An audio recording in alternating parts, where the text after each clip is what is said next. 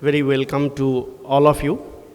And there was always a question of how come the colors of cornea comes. But yes, when Dr. Bhaskar Srinivasan, Dr. Geeta Iyer, and Dr. Rishi Swarup, if they come, then you can see the different spectrum of cornea. And that's how the color of cornea comes.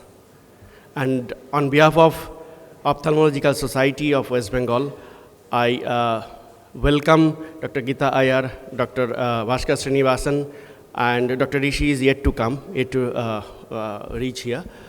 So I think this is what we are going to see today is a different spectrum of cornea, and obviously our own all staff faculties are always here to support them. And this is what exactly the general ophthalmologist and non-cornea person like me is going to see. I would like to hand over the podium to our able two moderator and coordinator, Dr. John Sharkar and Dr. Shumana Chatterjee. Shumana, podium is yours, and please start the program which we are going to enjoy now. Thank you. Thank you so much, Rupakda.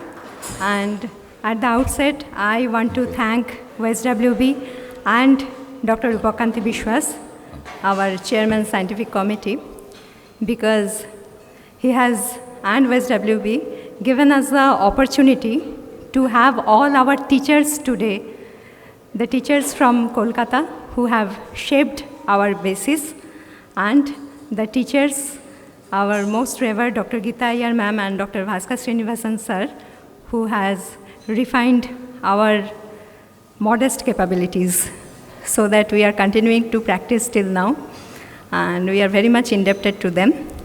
So I hand over it to John to start the program. Thank you very much. Very good morning to all of you. It's I think, the honor for me to welcome all of you in this August gathering with the presence of the international stars here. So cornea is the window of eye. It connects us with the outer world through its compactness and nuances. Last 2 decades are extremely important for development of the corneal surgery. We have seen the lamellar 2 slates with extensive cutting-edge technology and hard work with the corneal surgeons across the globe, specifically a special contribution for our national heroes here. So, without wasting much more time, I welcome all of you on behalf of OSWB, the color of cornea. So, I will request my co-moderator Shumana to start the session. So I will invite our chairpersons for the first session, Ocular Surface Conundrum. I please request Dr. Sanjay Chatterjee sir and Dr. Shubhashish Nag sir to please come forward. Our panelists, Dr. Geeta Iyer ma'am, Dr. Bhaskar Srinivasan sir, Dr. Tuhin Chaudhuri, and Dr. Aditi Johari. Madam, please come forward. So now it's time for science. We'll start our first session, the Ocular Surface Conundrum. We'll have with us the extremely talented seasoned corneal surgeon from Chaitanyapur. So I will just request Dr. Shubhrashil ma'am to just come to the podium. Yes, ma'am. Yeah, she will deliver the ocular complications of PKD in India. Over to you, ma'am. Very good morning to the distinguished guests, my seniors, colleagues, and my dear friends. So today I'm here to present on ocular complications of PKDL in India. There is no financial interest in this presentation. As we all know, Kala Azar is caused by Leishmania donovani and is transmitted by the bite of female sandfly Phlevotomus argentipes.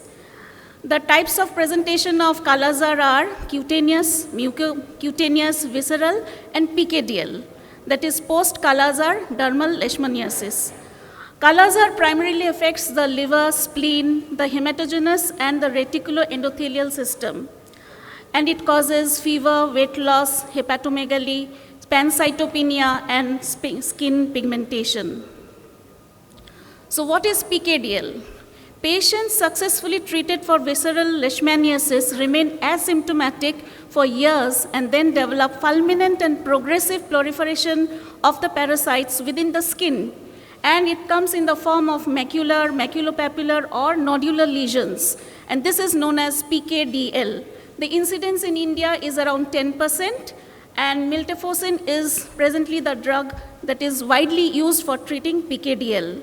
Why we should treat PKDL? Because it is the reservoir of the parasite. Thus, diagnosis and treatment is needed urgently to prevent the transmission of this disease.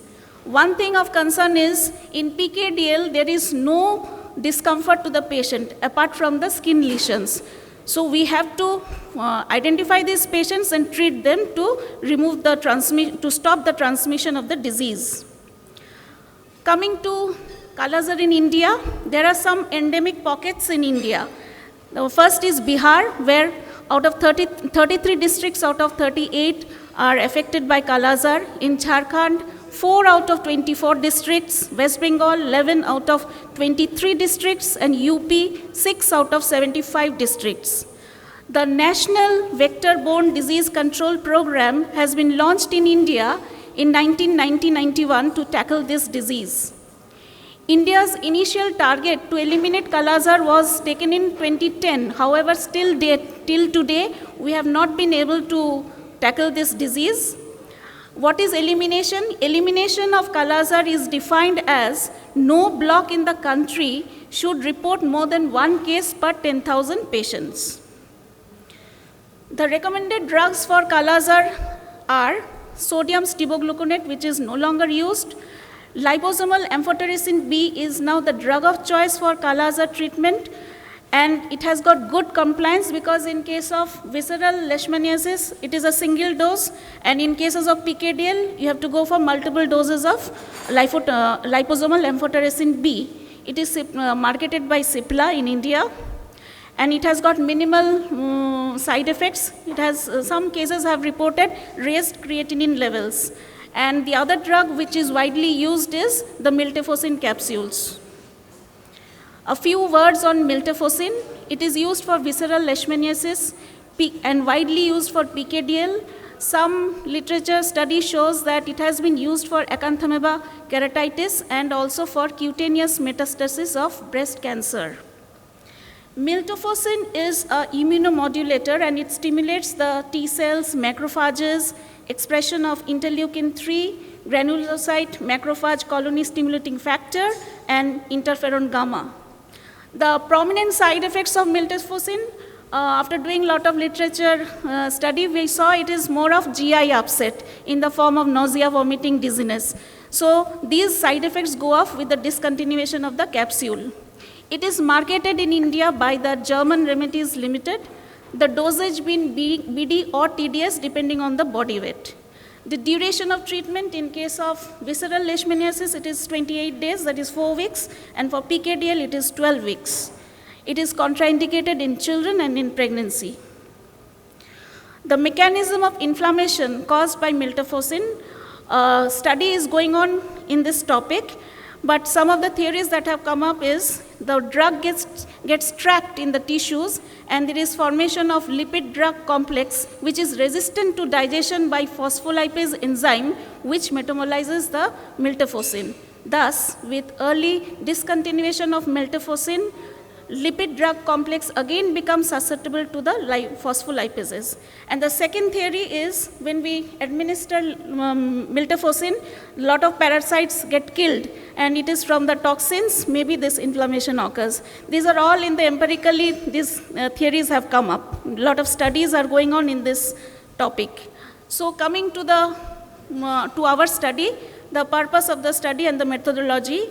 In eastern India, a significant number of patients suffering from PKDL reported some kind of ocular complications while being treated with oral miltefosine.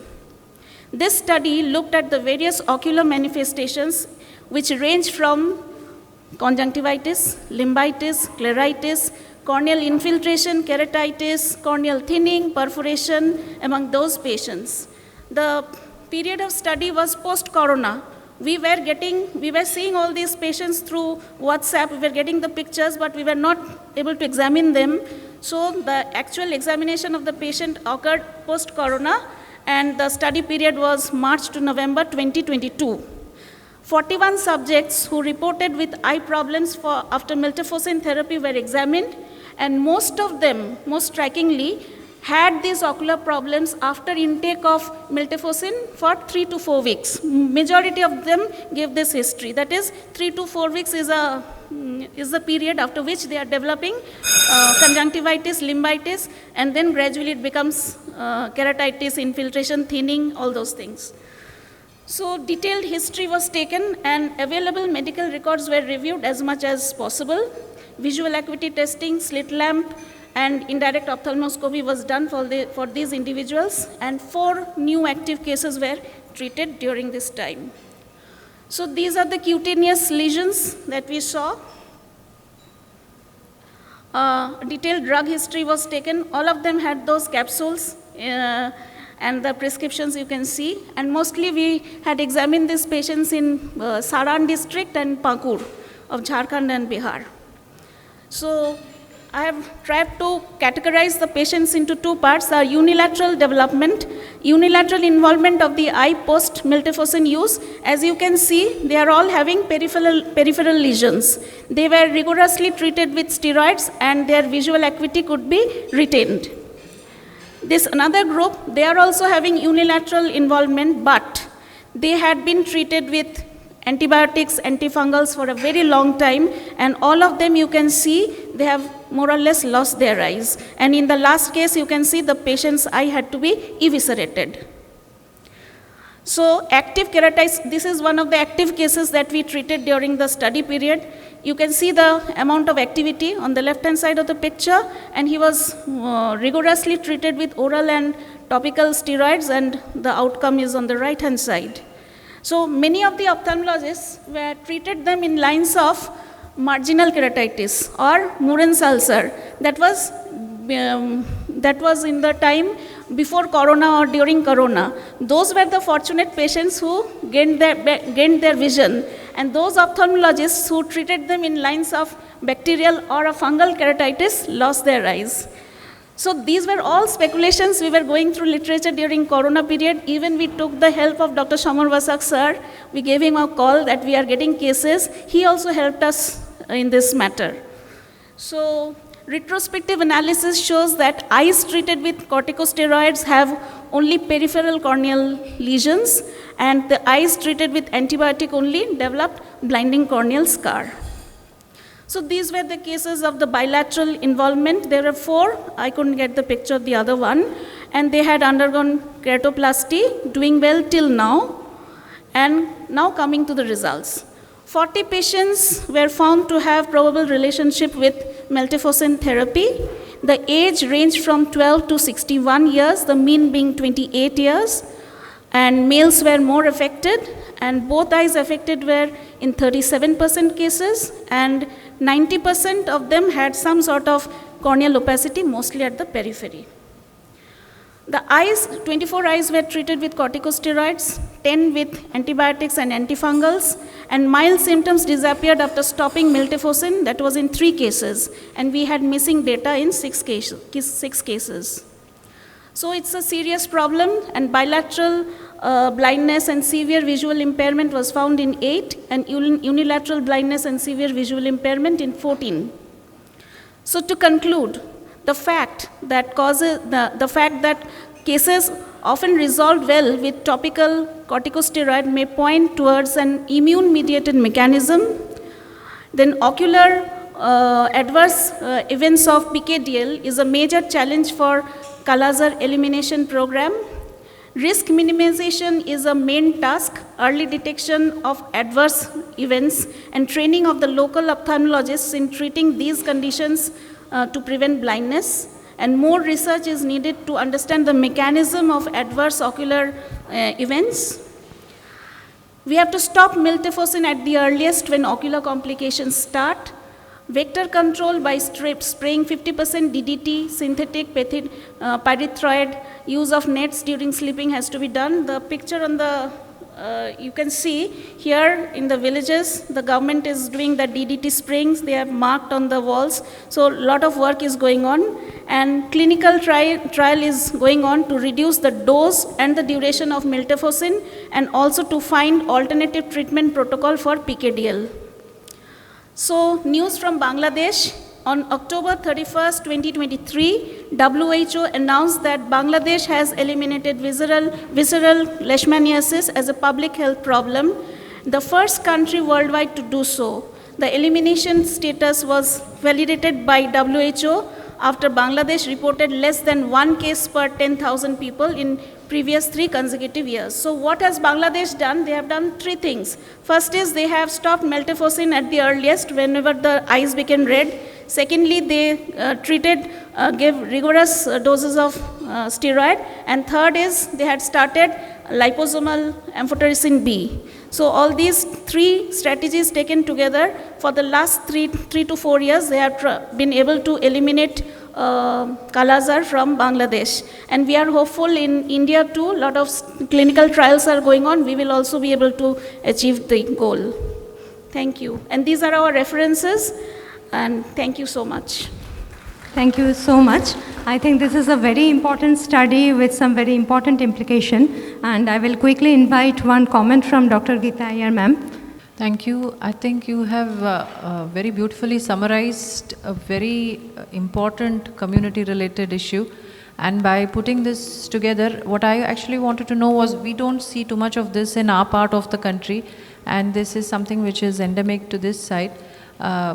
That hopefully these concerns have been escalated to the appropriate health authorities, yes, ma'am, whereby steps would be taken. One, it looks like more importantly in prevention of the disease, like the mitigation measures that you mentioned with respect to the vector transmission itself, and awareness about the side effects of miltefosine, because this is something that I have heard too in various cornea forums even earlier, but they were anecdotal case reports. But this is a very nice series that has been compiled, which highlights the importance of being aware of this complication of miltefosine, identify it, and as you rightly mentioned, understand that it is inflammatory and therefore treated with corticosteroids rather than treated as an infection.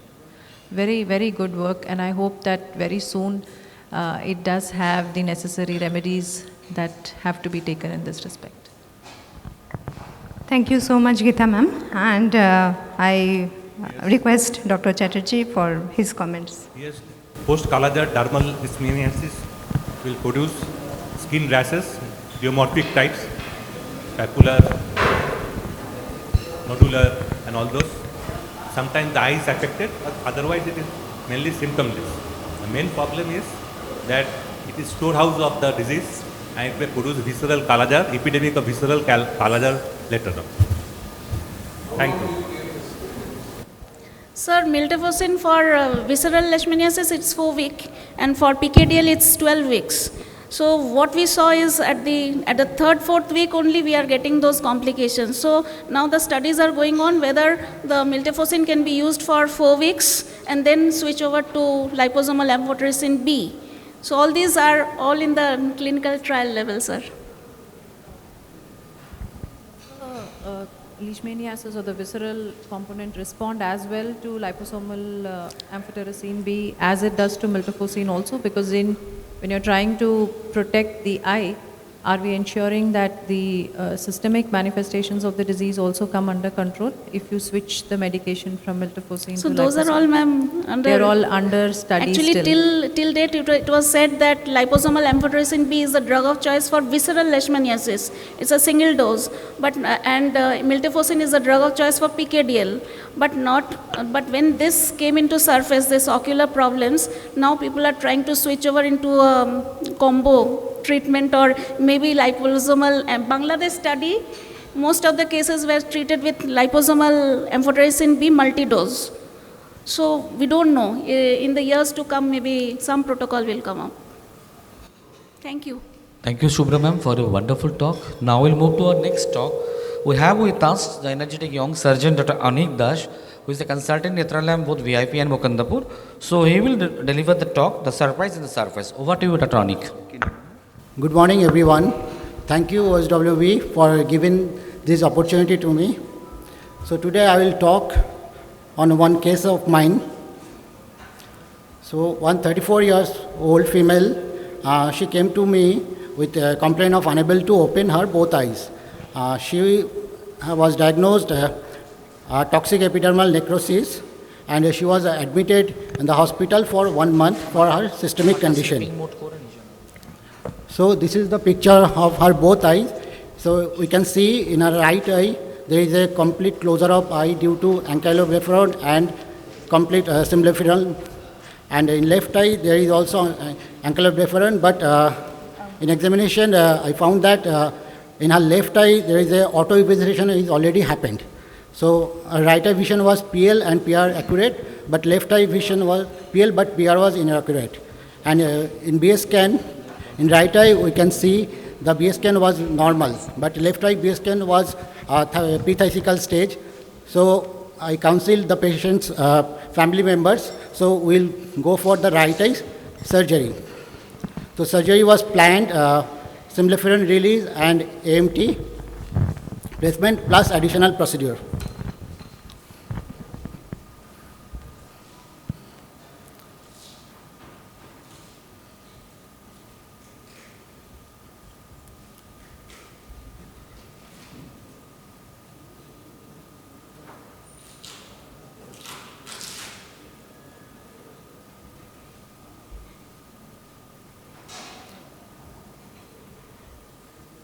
So first, trying to release all the symblepharon adhesion between the tarsal conjunctiva and bulbar conjunctiva.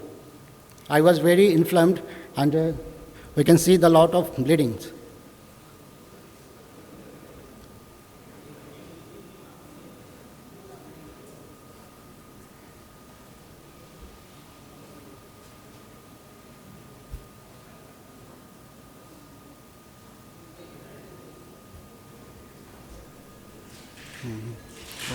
So lower lid bulbar and tarsal conjunctival adhesion is released.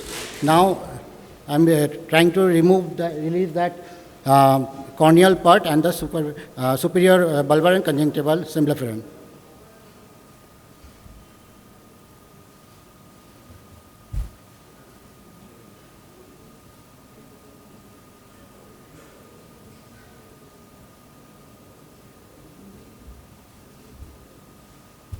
So here we can see the corneal stroma is melted, and now the first surprise came. So there is a corneal perforation, and there is a peripheral infiltrate we can see. So I have to plan that corneal transplant.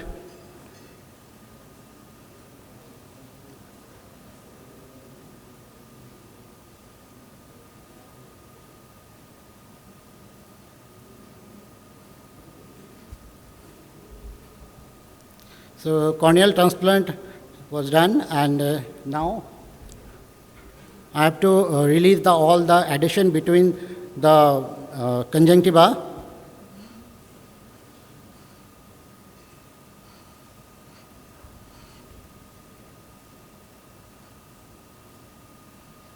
So now healthy conjunctiva we can see, and this healthy conjunctiva I adhere with the limbal conjunctiva.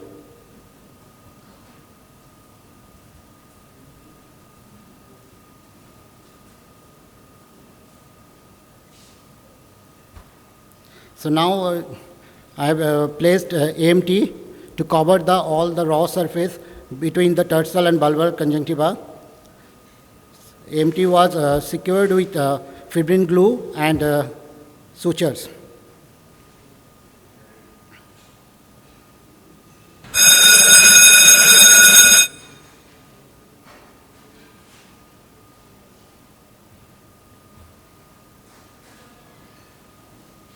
It is nicely tucked in between the bulbar and tarsal conjunctiva and fonical area with fibrin glue.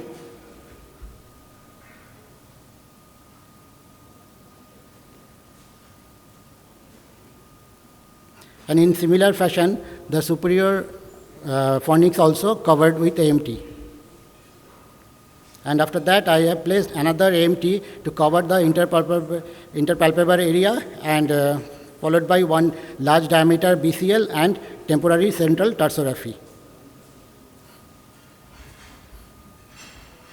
So after 3 days of post-op, the BS scan, gentle BS scan was done, and we found the posterior segment is absolutely fine.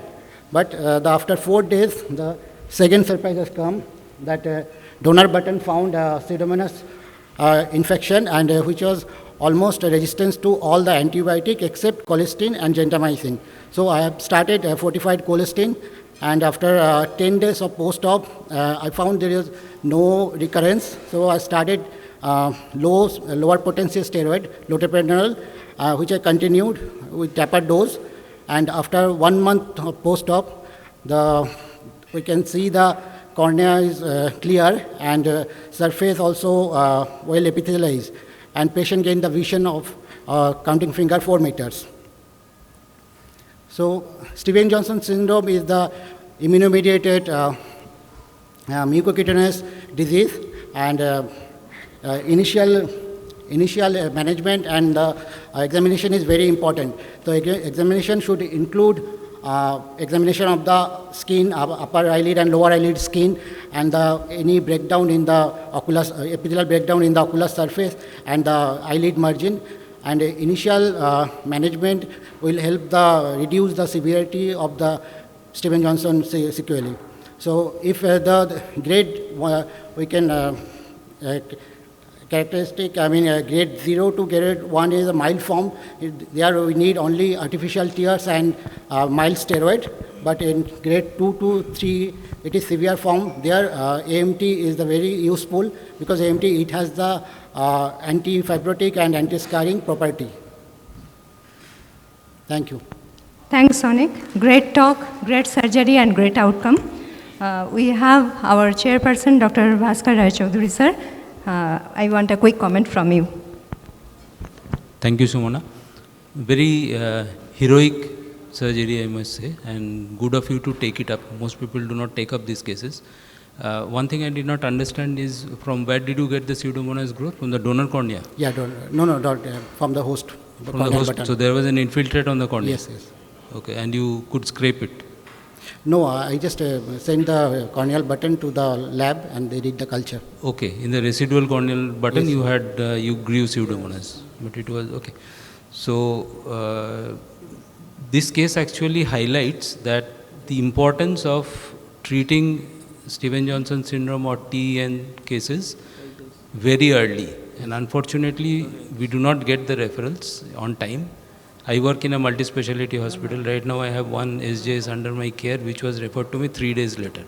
So the initial 48 hours is very crucial to give steroids and to do an AMG if it is required. But that will prevent these cases from going to this state. Yes. Once it has gone to this state, it is always very difficult to manage. So after the PK, you could have tried the amniotic membrane inserter that is there, which is sutureless. It will reduce your surgical time, and it gives you the opportunity of taking out, examining the patient and putting it back in. Otherwise, it's a very nicely done case.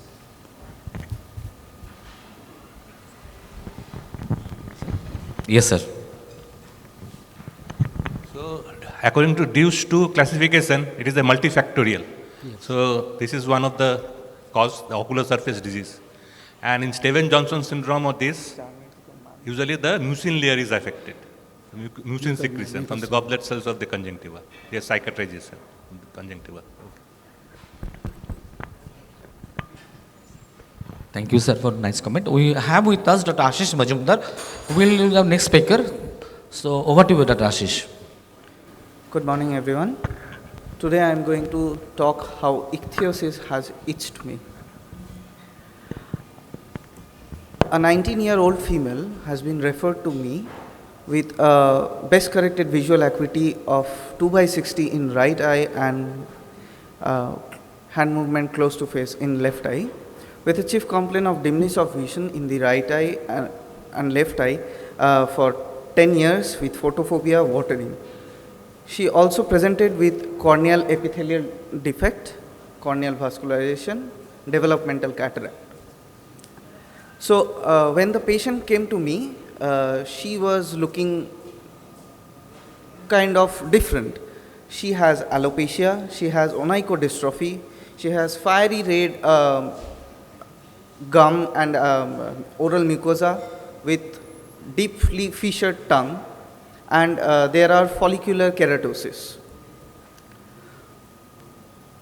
On the examination, what I have seen that this patient has meibomian gland disorder, and also there are corneal vascularization, but the conjunctiva is inflamed, and in cornea you can see there are epithelial defect and corneal neovascularization is there. But the cornea also shows in the left eye there is hurricane keratopathy like appearance. And in this video, you can see there are numerous 360-degree neovascularization, and in between you can see also there is RBCs going on.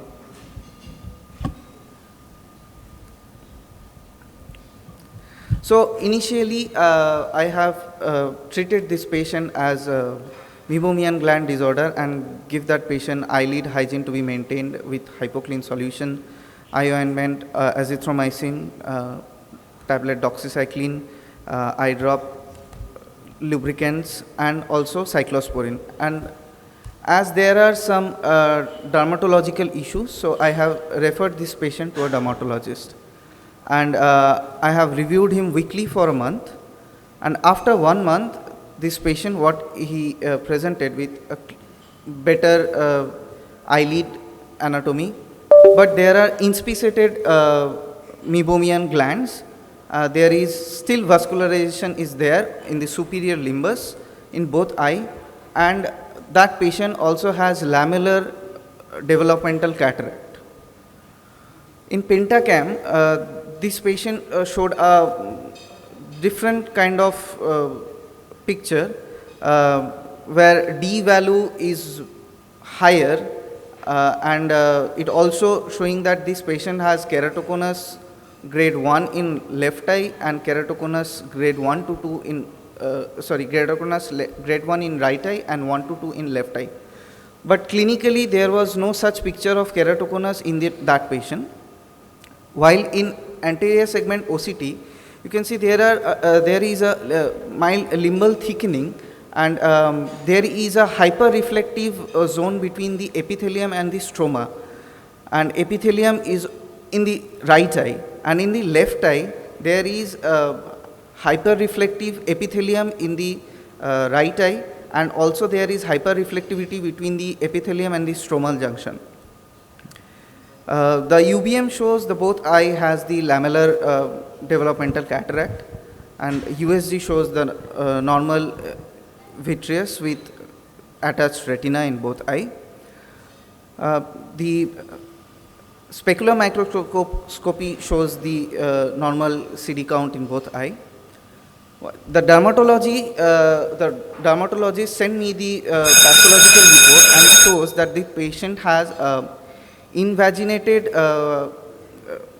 basket weaving of the skin, spinosa, and also there is pale looking dyskeratotic basal cells in the down there, and they were thinking that this patient might have the IFAP syndrome. And now there are some provisional diagnoses, maybe this is IFAP syndrome or KFSD or HMD syndrome.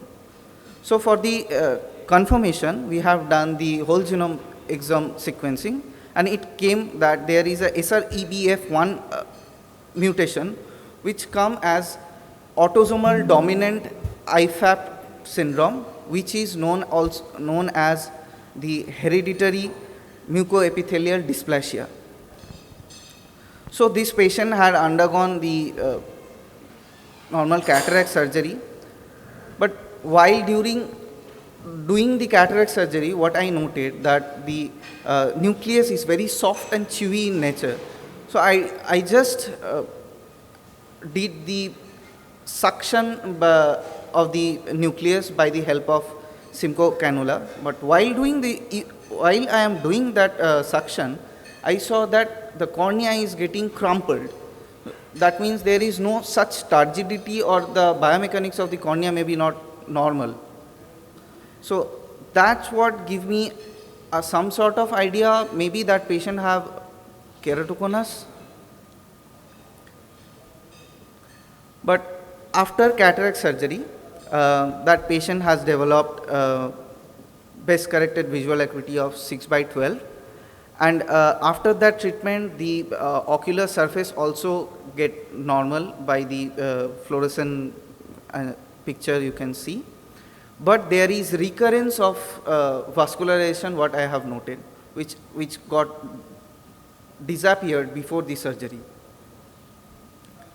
And the patient, after 1 month, she was looking toxic in very first day, but after 1 month of this surgery, the patient is looking quite happy and the vision is quite normal. Till now, there is only 30 cases has been reported worldwide of the HMD, and 79 cases has been reported as IFAP syndrome, which is an overlapping parameters between these two. There is a case series has been published in China, where they have shown that similar kind of mutation has been noted. And in Cornea journal, recently they have published that there is a recurrent vascularization keratitis has been noted in hereditary mucoepithelial dysplasia. Thank you. Thanks, Ashish. Great case. And I will request Dr. Bhaskar Srinivasan sir to give a quick comment on this. Yeah, a very well documented and well managed case. So the IFAP, just at the starting itself, when you're looking at every skin lesion or every epithelial surface which has an abnormality, the nails have an abnormality, the tongue has an abnormality, the skin has an abnormality, the eye has an abnormality. Once the skin is affected, you will end up having an affection of the meibomian glands also, because they are basically skin appendages as such. They generally tend to have less of sweating also in some cases. Even the limbus, because it is partly derived, tends to get affected, and the vascularization is secondary to a limbal deficiency. There is a developmental fact that they developed early cataract is because the lens placard also comes from the surface ectoderm. So anything which comes from the surface ectoderm can get affected in this disease, because it is a genetic issue with the epithelium where it is unhealthy. So in fact, till you gave the diagnosis, I was just waiting for you to, because you started off with ichthyosis. Ichthyosis is a wide basket of syndromes.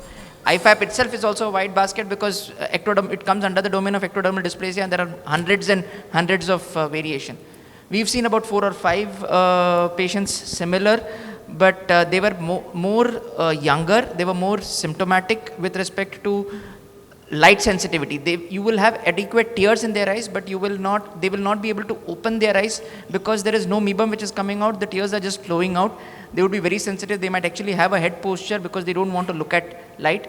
We've tried to take these children up in under examination and anesthesia, and we've done a manual expression of the meibomian gland. That seems to have resolved their symptoms to a certain extent.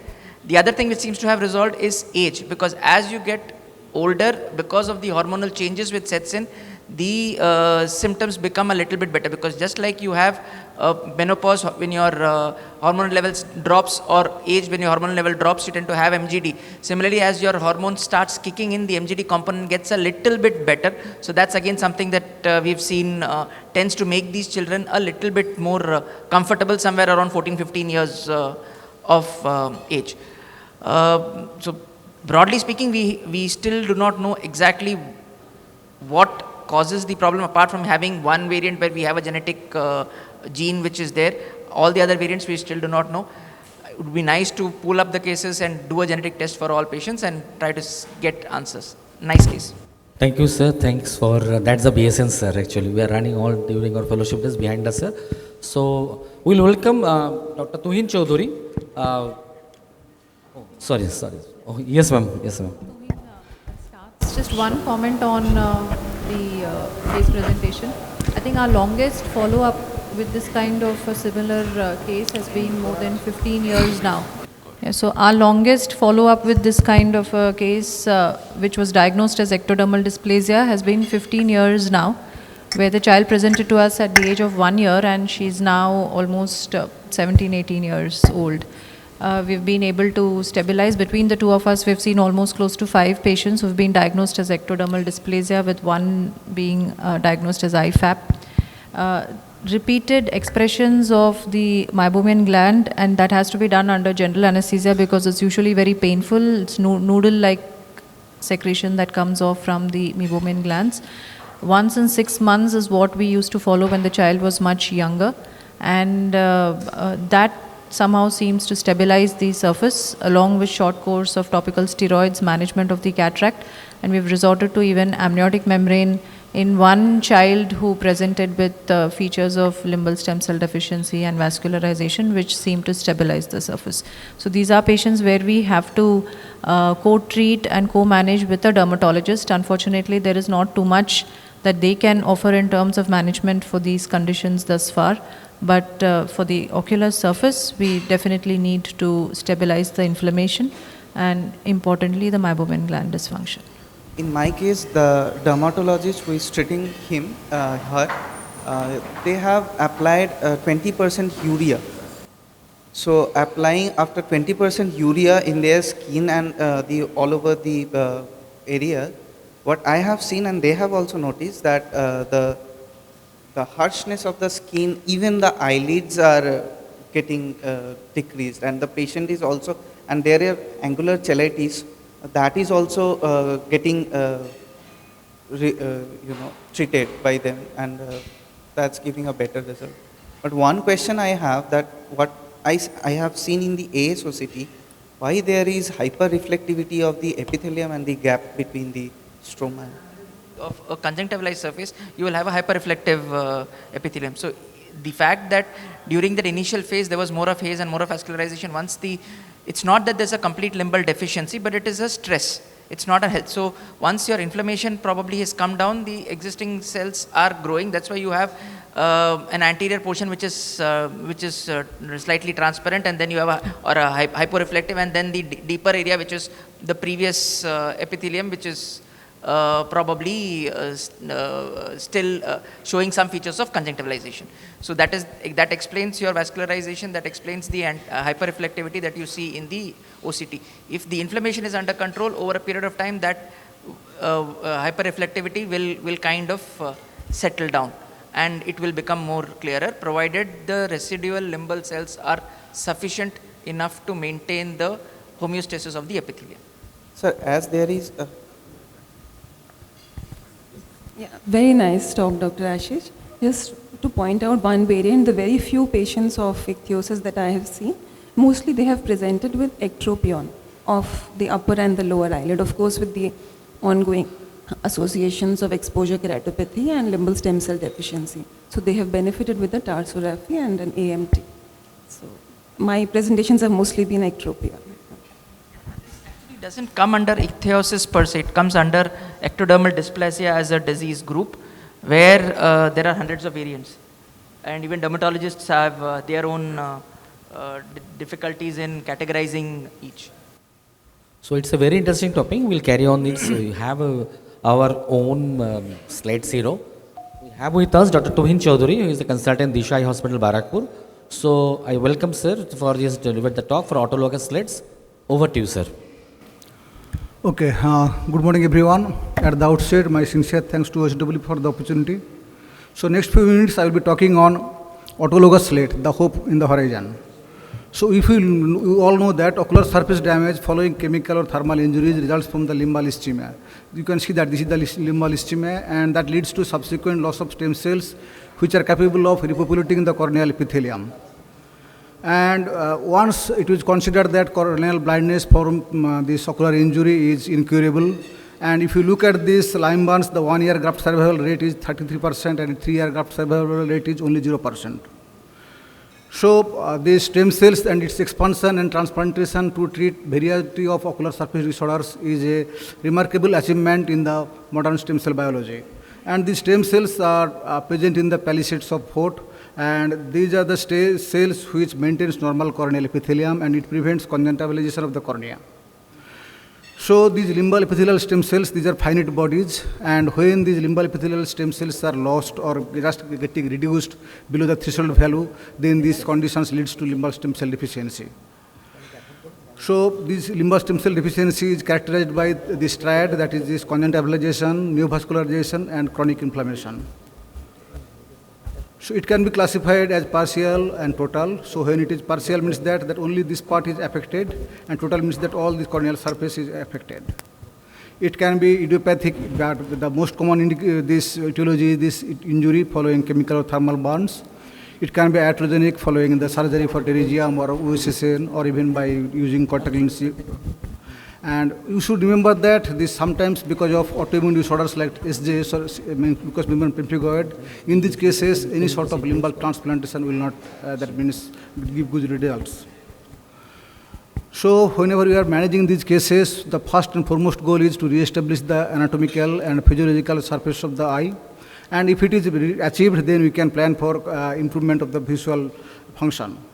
So to achieve these goals, we have some surgical plans. So in these cases, first surgical plan is that we have to go for this symblepharon release and then go for limbal stem cell plantation. So if this symblepharon, if it is more than half of this lid margin, then we have to go for two-stage procedures. So first stage is that we have to go for this fornix reconstruction, and then after wait for 3 to 4 weeks, and then go for limbal stem cell transplantation. So successful limbal stem cell transplantation can achieve rapid surface healing, and there will be regression of the corneal vascularization and ocular surface without any PED. And restoration of the smooth and optically improved ocular surface results in improved visual acuity, and probably it will increase the future chance of subsequent keratoplasty success rate. So as I mentioned, there are unilateral cases and bilateral cases. The unilateral cases treatment is this conjunctival limbal autograft, then conjunctival limbal epithelial transplant, that is CLAT, and simple limbal epithelial transplant, that is SLAT. That will be discussing about in this talk. And bilateral cases, we can go for living-related conjunctival limbal allograft or keratolimbal allograft, allogenic SLAT or CLAT, then again COMET, that is cultivated oral mucosal epithelial transplantation, or simple oral mucosal epithelial transplantation, that is SOMAT. So CLAV versus CLAT. So in this patient had this limbal stem cell deficient eye. So in CLAV, we are taking 3 to 4 clocours of limbal lenticule and putting it here. So there is a possibility that there will be this iatrogenic limbal stem cell deficiency in this area. And in CLAT, we are taking only 3 millimeter of limbal stem cells, and then we are expanding over the human amniotic membrane in the limbal stem cell lab, and then that sheet will be putting over the recipient eye. So the issue with iatrogenic stem cell deficiency, that is this in CLAV, and there is it can be not to be repeated from the same eye, and need for donor conjunctiva is not possible in these cases. So in CLAT, what happens that the major advantage is that CLAT is, that means that we are taking only 3 millimeter of tissue, so it can be repeated again and again. But issue is that with CLAT is that it is a two-stage procedures, and need for stem cell laboratory facilities for this ex vivo expansion of the limbal stem cells, and it is quite expensive. So to overcome those results, those defects, that this Sangwan et al. First reported SLAT, and it is a single stage procedure, needs less donor tissue unlike CLAV, and does not need a stem cell laboratory like CLAT. So, and the multi-center and long-term results concluded that SLAT promises to be an easy and effective technique for managing unilateral limbal stem cell deficiency following ocular burns. So, surgical technique that you have to take 3 millimeter this tissue from the contralateral healthy eye, then this release the symblepharon, then remove the panas, then use this hemostasis can be achieved by cautery or adrenaline, and then human amniotic membrane is placed. Then limbal graft is cut into 10 to 12 pieces, and then put over the this recipient eye over the amniotic membrane, and fixed by fibrin glue. So this is the schematic representations. So first this is the recipient eye, so we have to prepare this recipient eye, and then put the amniotic membrane, and then cut this limbal tissue, and then put these limbal tissues over the amniotic membrane. Then you can put a bandage contact lens, or you can put a separate piece of amniotic membrane. So this is the video of a 5-year-old girl. Just you can see that in these cases, symblepharon is released by the sharp dissection of the conjunctiva from the corneal surface.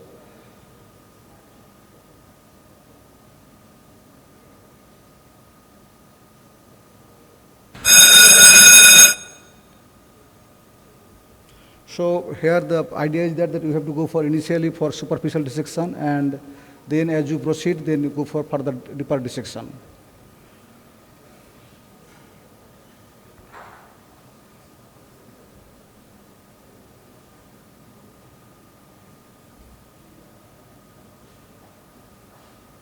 In these cases, that amniotic membrane, the epithelium surface should be up, so that these limbal transplants can be fixed properly. And these limbal transplants should be also that the pieces should be that epithelium should be up, and the stromal side should be down.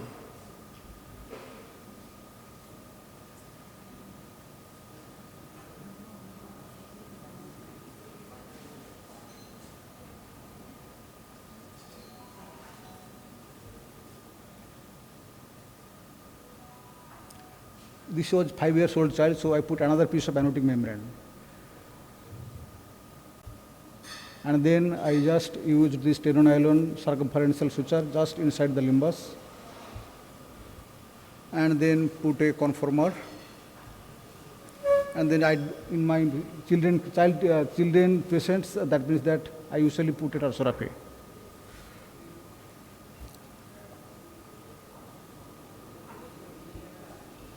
This is the picture after 2 weeks.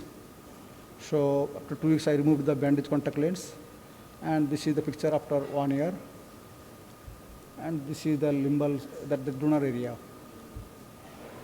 So post-operatively, we have to give antibiotics till the defect sealed, steroids, steroid substitutes, and cycloplegics.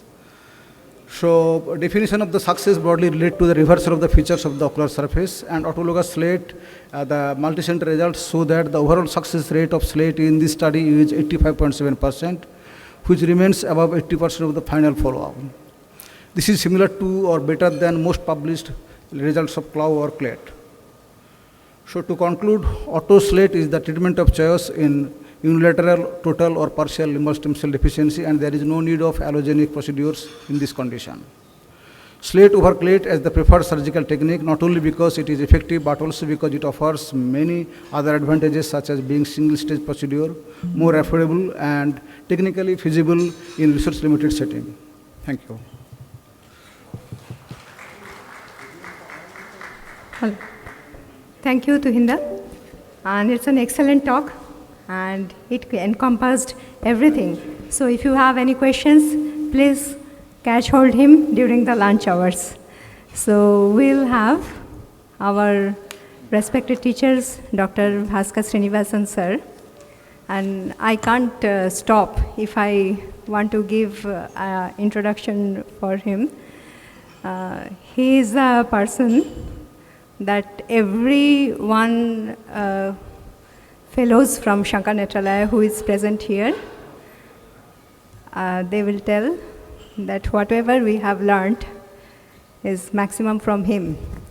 He was a person we looked up to during our fellowship days, and whatever we are, both Dr. Geeta Iyer and Bhaskar Srinivasan are the sculptures behind us. So I welcome Dr. Bhaskar Srinivasan sir, Director, Code Eye Care, the Center of Excellence, to deliver his talk on perioperative management of dry eye disease. And our own Dr. Bhaskar Raichaudhuri sir is going to chair this session. Sir, Dr. BSN sir, please. A very good morning to one and all. Thanks, Sumana, for the good words. And I would like to thank OSWB for the opportunity to present here in this August forum. And we've already seen fairly good case presentation that shows the caliber of the ophthalmologist practicing here. So I would also like to acknowledge that the slide deck for this talk has been given by Alcon. So we're going to be talking on perioperative management of dry eye.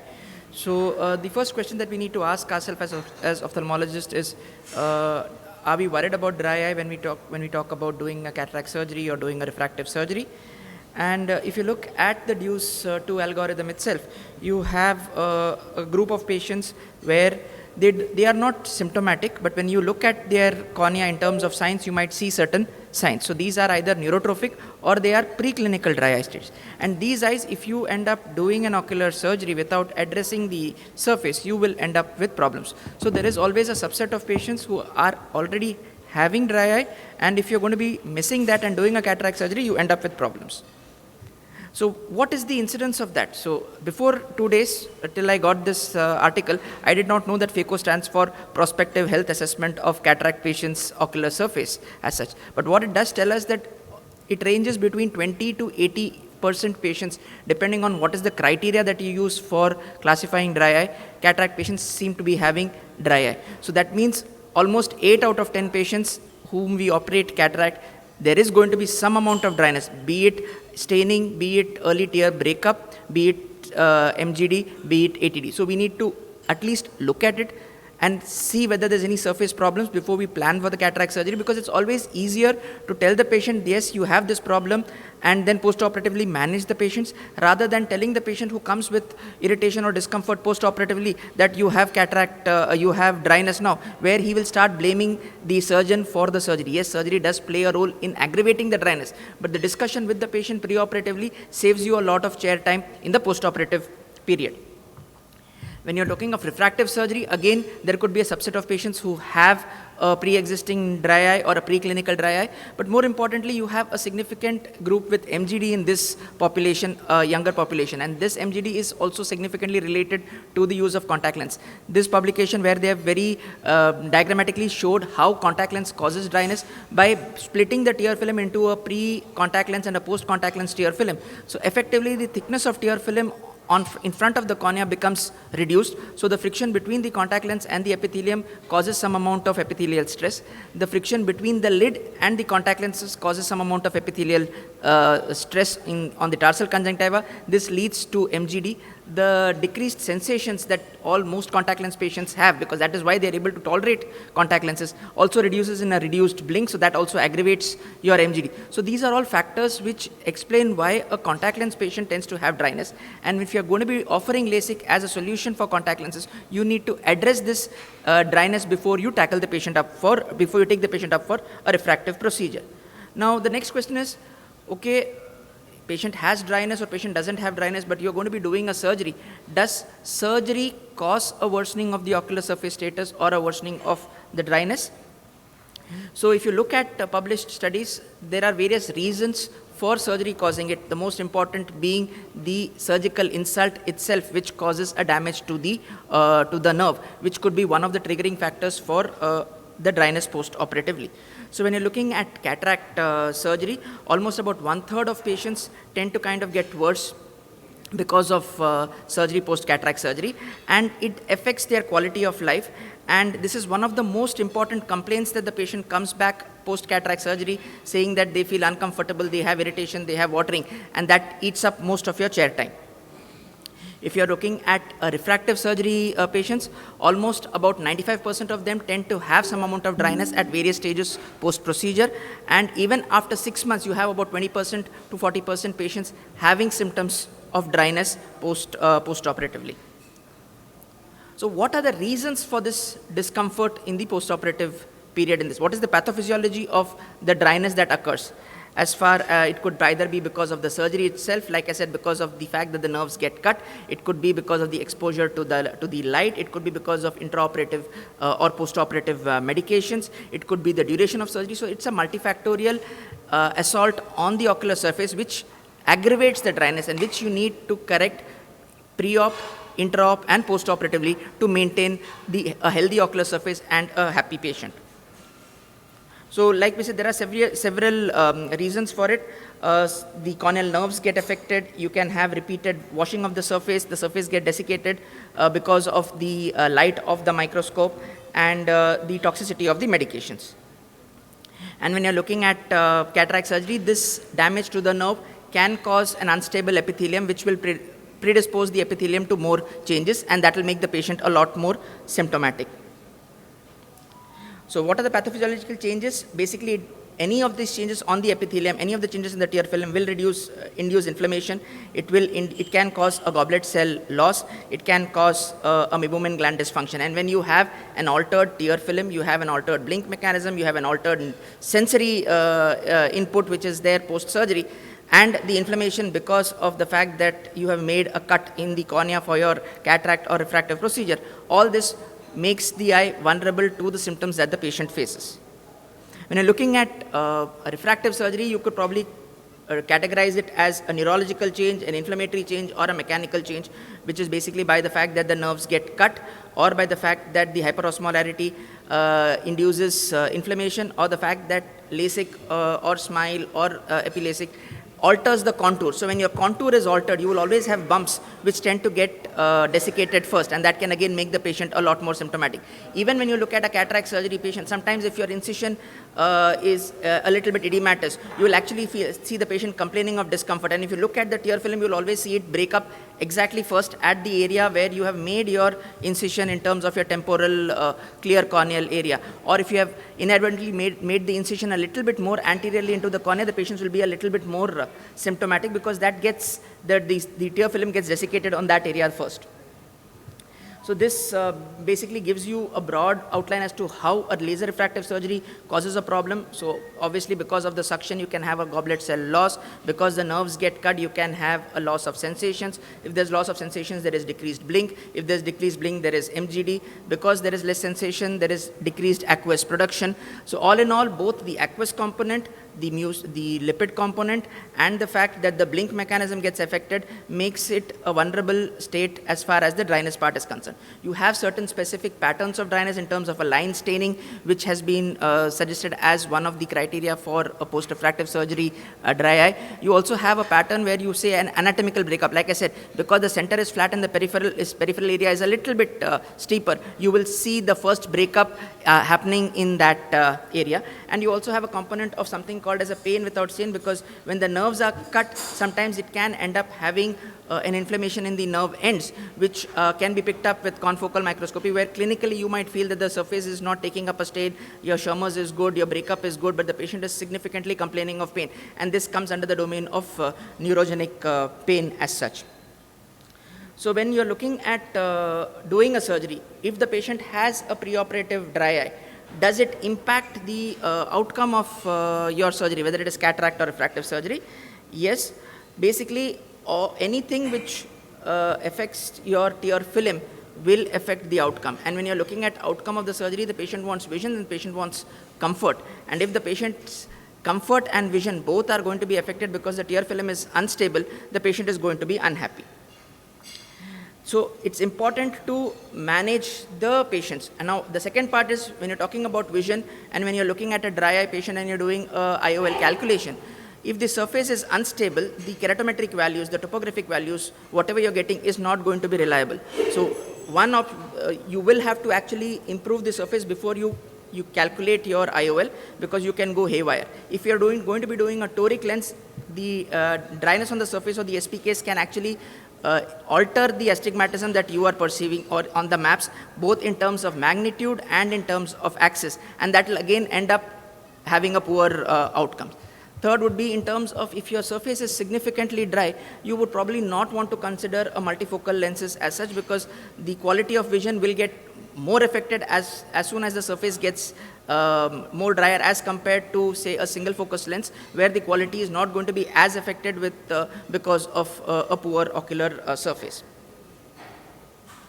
So when you are looking at a patient and you're planning for a surgery, obviously you assess the patient with respect to the aqueous tear deficiency, with respect to the breakup time, with respect to the staining, the symptom level, and you try to address whether it is significantly more of ATD, more of MGD, a combination, and you try to address it to make it better. get the surface better, and then plan for your cataract surgery, because that will give you the best outcome in terms of refractive results. It will give you the best outcome in terms of patient comfort. And then the next question is, how does the post-operative dry eye impact the surgical outcomes? In terms of symptoms, obviously the patient's symptoms in terms of OSDI gets worse. Your clinical findings in terms of staining, in terms of tear breakup tends to get worse post-operatively as such. If you're looking at LASIK, then the goblet cell density can come down. And if you're looking at the most important aspect when we operate a patient is we want the patient to be having the best quality of vision, but more importantly, we want the patient to be happy with the outcome. And if the patient is unhappy with the outcome, even though you have given him a 6, 6, and 6, but if the patient feels my irritation, my discomfort is affecting my quality of vision, that is not an outcome that you would want as an ophthalmologist as such. And if you're looking at post-operative follow-ups, the most common complaint that the patient would give would be irritation, discomfort, which will come under the domain of dry eye or ocular surface disease post-surgery as such. So when you're looking at the post-operative management of these patients, especially if somebody who's already having an issue with the ocular surface in terms of dryness, you would want to avoid NSAIDs, you would want to avoid any preservative medications, you would want to treat the dry eye as best as possible in the post-operative period by increasing the lubricants. And these are patients where you would probably want a little bit more follow-up in the early post-operative period as compared to somebody whose ocular surface is pristine and you're doing a cataract surgery. The next question would be, intraoperatively, what are the things that you can do in these patients to minimize the damage to the ocular surface during the surgery, which could basically be from the fact that you use topical anesthetic as minimally as possible during the procedure, you reduce the illumination of the microscope, you reduce the surgical time to as minimal as possible, coat the ocular surface with viscoelastic during the entire procedure. Flax is supposed to have a slightly higher incidence of dryness because of the suction and the slight loss of goblet cells that is associated with the suction ring. So you would need to understand the severity of the dryness, and you would want to reduce the surgical trauma as best as possible. So what is the role of artificial tears? Artificial tears play the most important role, or they are probably 90% of the medications that we give for dry eyes is going to be artificial tears. And they tend to replace the volume of tears which are reduced, but you also have polymers which help adhere to the ocular surface better, and polymers which tend to retain moisture on the surface better. One of the molecules which is supposed to have a mucomimetic effect is HP-Guar, and one of the molecules which is supposed to retain almost 60 times its weight by volume is hyaluronic acid. And this combination of hyaluronic acid with HP-Guar tends to retain the artificial tears on the ocular surface better, tends to have a better epithelial protective layer because it acts as a mucomimetic layer and retains the tears on the surface for a longer period of time.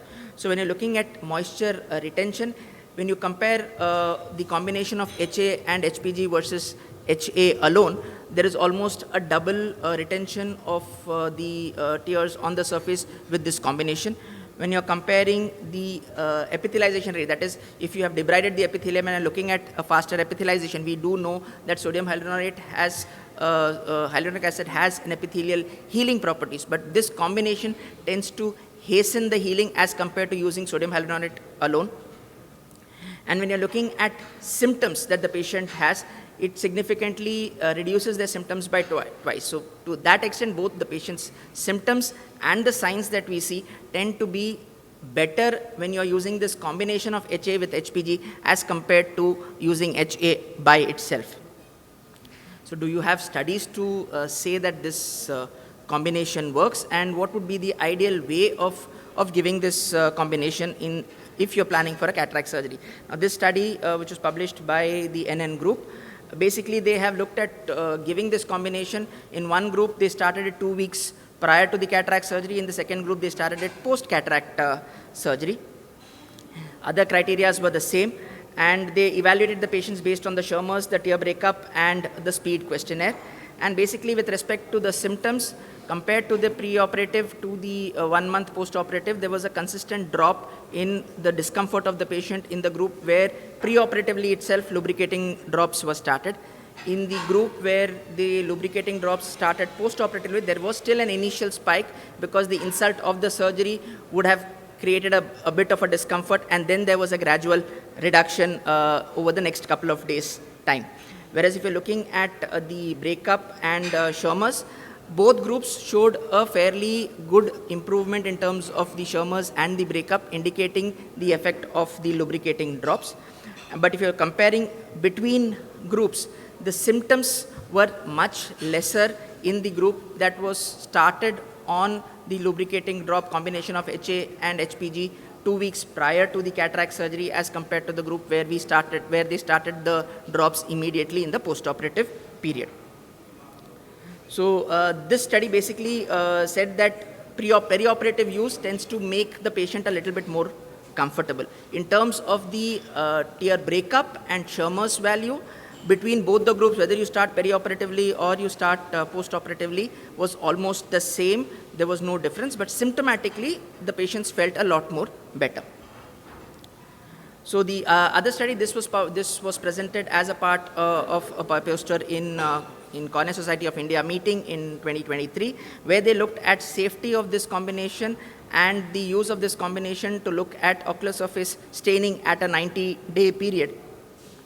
And they looked at the whether there was any side effects with the use of this combination.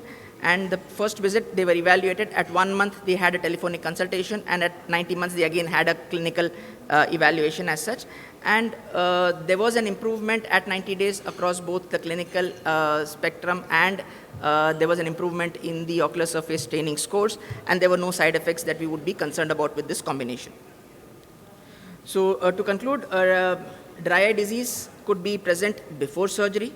It could be present because of surgery. It will be present after the surgery. And the most commonest surgeries that we do as ophthalmologists is probably cataract and refractive procedure. And both of these do cause. Is it, other than the limbal epithelial defect and the conjunctival defect, that actually makes a difference to the final clinical outcome in these eyes? And I'm sure you all will agree that definitely it is the inciting agent. What is the inciting agent that's caused the chemical injury? Is it an acid? Is it an alkali? How severe was the acid or the alkali that caused the trauma? And therefore, the inciting agent is definitely a parameter that affects the final outcome. In addition to this, the other parameters would be, and for ease of understanding, we have termed it as the I's and E's. So apart from the inciting agent, it would be the amount of inflammation, because any eye that gets exposed to a chemical is going to throw up some amount of inflammation. So inflammation, ischemia. So when we refer to ischemia, it's not limbal ischemia, it's the scleral ischemia that we're talking about. So ischemia, the intraocular pressure. We all know that patients of chemical injuries can present to you in the acute stage with either a low intraocular pressure or a high intraocular pressure based on how the eye reacts to the agent.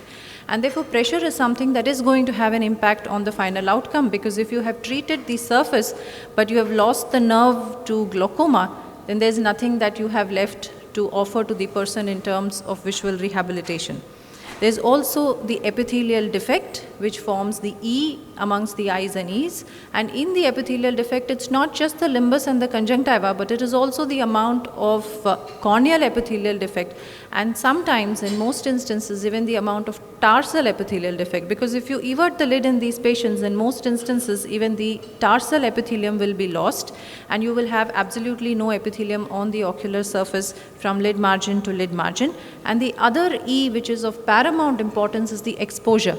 If you have an eye where the acid injury does not allow the eye to close completely and you have an exposure, then you end up having complications related to that. So this is basically what we had published as an algorithmic management of acute chemical injuries, highlighting the importance of the 6 I's and E's that have to be addressed, because effective management in the acute stage of chemical injury is what determines the long-term prognosis in these eyes.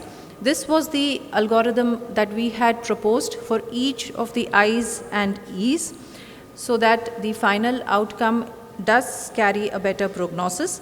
The question that we need to ask ourselves here is, why do you need to address these I's and E's? And let me answer this question by asking another question. So what are the most common complications in chemical injury that we see in patients both short term as well as long term. And for ease of understanding, what I have done here is I've listed the problems that we see on the left hand side: limbal stem cell deficiency, corneal melt, perforation, scarring, infection, patient with retinal detachment, glaucoma. I mean, these are all the problems that we see in patients who come to us with a chemical injury. And these are what we understand are the causes which lead to the problems that we see in these patients. So it is the extent of limbal damage. When you have a non-healing corneal epithelial defect, it can lead to a corneal melt or a perforation. You can have a low intraocular pressure because of a perforation or because of a ciliary shutdown that leads to a choroidal detachment or an inflammatory retinal detachment, and raised intraocular pressure that leads to glaucoma. So is limbal damage alone and conjunctival defect alone responsible for the causes that we have listed on the right hand side? No. In addition, the extent of scleral ischemia, the extent of exposure and the intraocular pressure, all of these are responsible for the causes which lead to the problems that we see in these eyes. If so, is it essential or is it enough that we treat only the limbal epithelial defect and the conjunctival defect in the acute stage of the problem? Because the biggest issue that we see in these patients is a non-healing corneal epithelial defect, which ultimately leads to a corneal scarring or a corneal melt or a corneal perforation, necessitating a lamellar or a penetrating keratoplasty in either the acute or the chronic stage in these patients, which totally changes the prognosis in these eyes. The idea in chemical injury is to prevent a corneal melt, is to prevent a corneal perforation, and to avoid a lamellar or a penetrating keratoplasty in either the acute stage or the chronic stage if you want to have a good prognosis in these eyes. And most often, the only management that is offered in these eyes is amniotic membrane. The question we need to ask ourselves is amniotic membrane a panacea for all the problems that we see in these eyes? All that amniotic membrane does is it provides a basement membrane for the residual epithelial cells to proliferate. It definitely helps to abate the surface inflammation. But the big question here is, when there are no residual cells on the ocular surface, how does the amniotic membrane get repopulated? Where do the cells come from? And this is where it is essential that we need to provide an external source of cells to these eyes, which is what we have proposed in the form of an alloslet, just like the autoslet that Dr. Tuhin referred to earlier. Providing cells to the ocular surface in the form of an alloslet helps the surface to get epithelialized so that you do not end up seeing the problems of a non-healing epithelial defect that I just highlighted upon. So let's look at this short video which will illustrate the importance of alloslet. So that is the region of the epithelial defect. You need the epithelium to come in from all the four sides towards the center. So the last area to get epithelialized is the center of your cornea. And this is the area that is most predisposed to developing a melt and perforation. It can heal with scarring, with irregularity. And if you do not have any residual cells on the surface and you just keep putting amniotic membrane on the surface, there's going to be no epithelium that's going to come onto this area, which is going to lead to a corneal melt and perforation. And this is where is the role of an alloslet, where the orange cells that you're seeing is the cells that you are putting on the surface from a cadaveric donor cornea, so that now the epithelium on the cornea heals quickly and you protect the underlying stroma so that you do not have a corneal melt or a perforation in these eyes. So this is the role of alloslet in these patients with severe grades of chemical injury, where there is a delayed healing of the epithelium so that you do not see the complications of a non-healing epithelial defect in these eyes. And that is why it is important that we manage the eyes and E's. Yes, epithelial defect forms the most important aspect, but you have all the other eyes and E's that need to be addressed, because today we have, once you address the eyes and E's, you can save the globe. And today we have several options in the form of keratoprosthesis in the later stages. So when you say grade 6 has a very poor prognosis and probably best left alone, today we know that if we save the globe, we have a basket of options to choose from in the later stages, in the chronic stages of chemical injury, in the form of varying types of keratoprosthesis, which can still visually rehabilitate these patients. And I would like to show you a few cases that have benefited from keratoprosthesis in these eyes. So a patient of Boston type 1, the osteoodontokeratoprosthesis, various types of capros that are tailored based on the patient's need, which helps even these bilateral severe grade chemical injuries get visually rehabilitated in the chronic stage. So decision making is something which is very important in the chronic stage of chemical injuries, which is what Dr. Tuhin had alluded to, whether it's a bilateral total limbal stem cell deficiency or a unilateral total limbal stem cell deficiency. This is an algorithmic approach that tells you how you need to approach these patients to give them the best restorative procedures. So this is similar to what he mentioned. If the surface is moist or not, whether the phonics is formed or not, whether your underlying cornea is clear or not, determines what the outcome in these patients will be.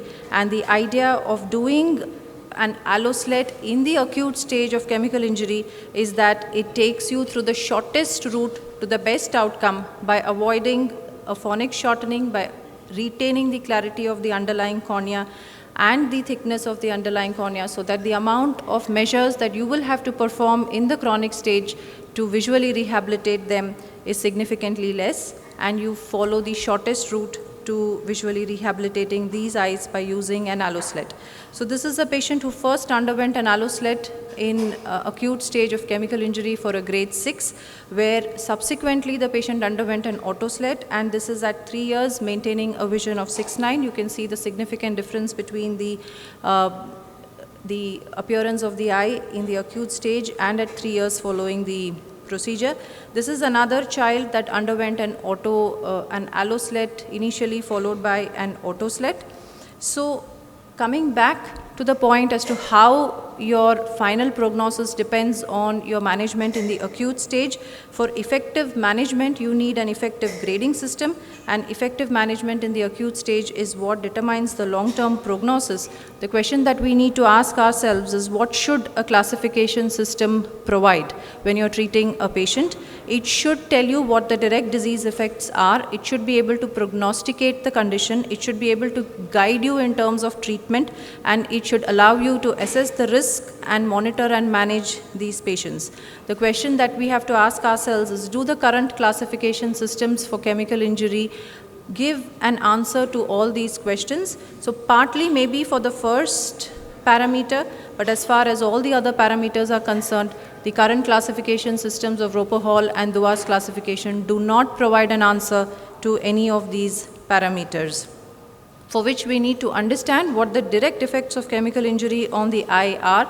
Of all the I's and E's, the direct effects are the epithelial defect, the intraocular pressure, the ischemia, and the exposure, which forms the acronym EPICS.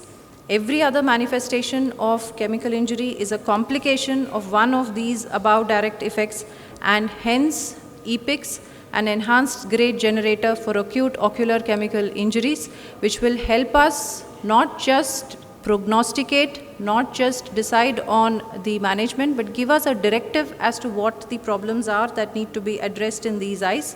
This is the classification system that we have proposed for the acute ocular chemical injuries. How do you measure these parameters? This is freely accessible online for anybody who wants to access it at the Ocular Surface portal, and you can utilize this as a dynamic classification system for your patients of chemical injuries. It clearly delineates and tells you how you measure and how you grade each of these parameters, including the epithelial defect, the pressure, the ischemia, and the exposure.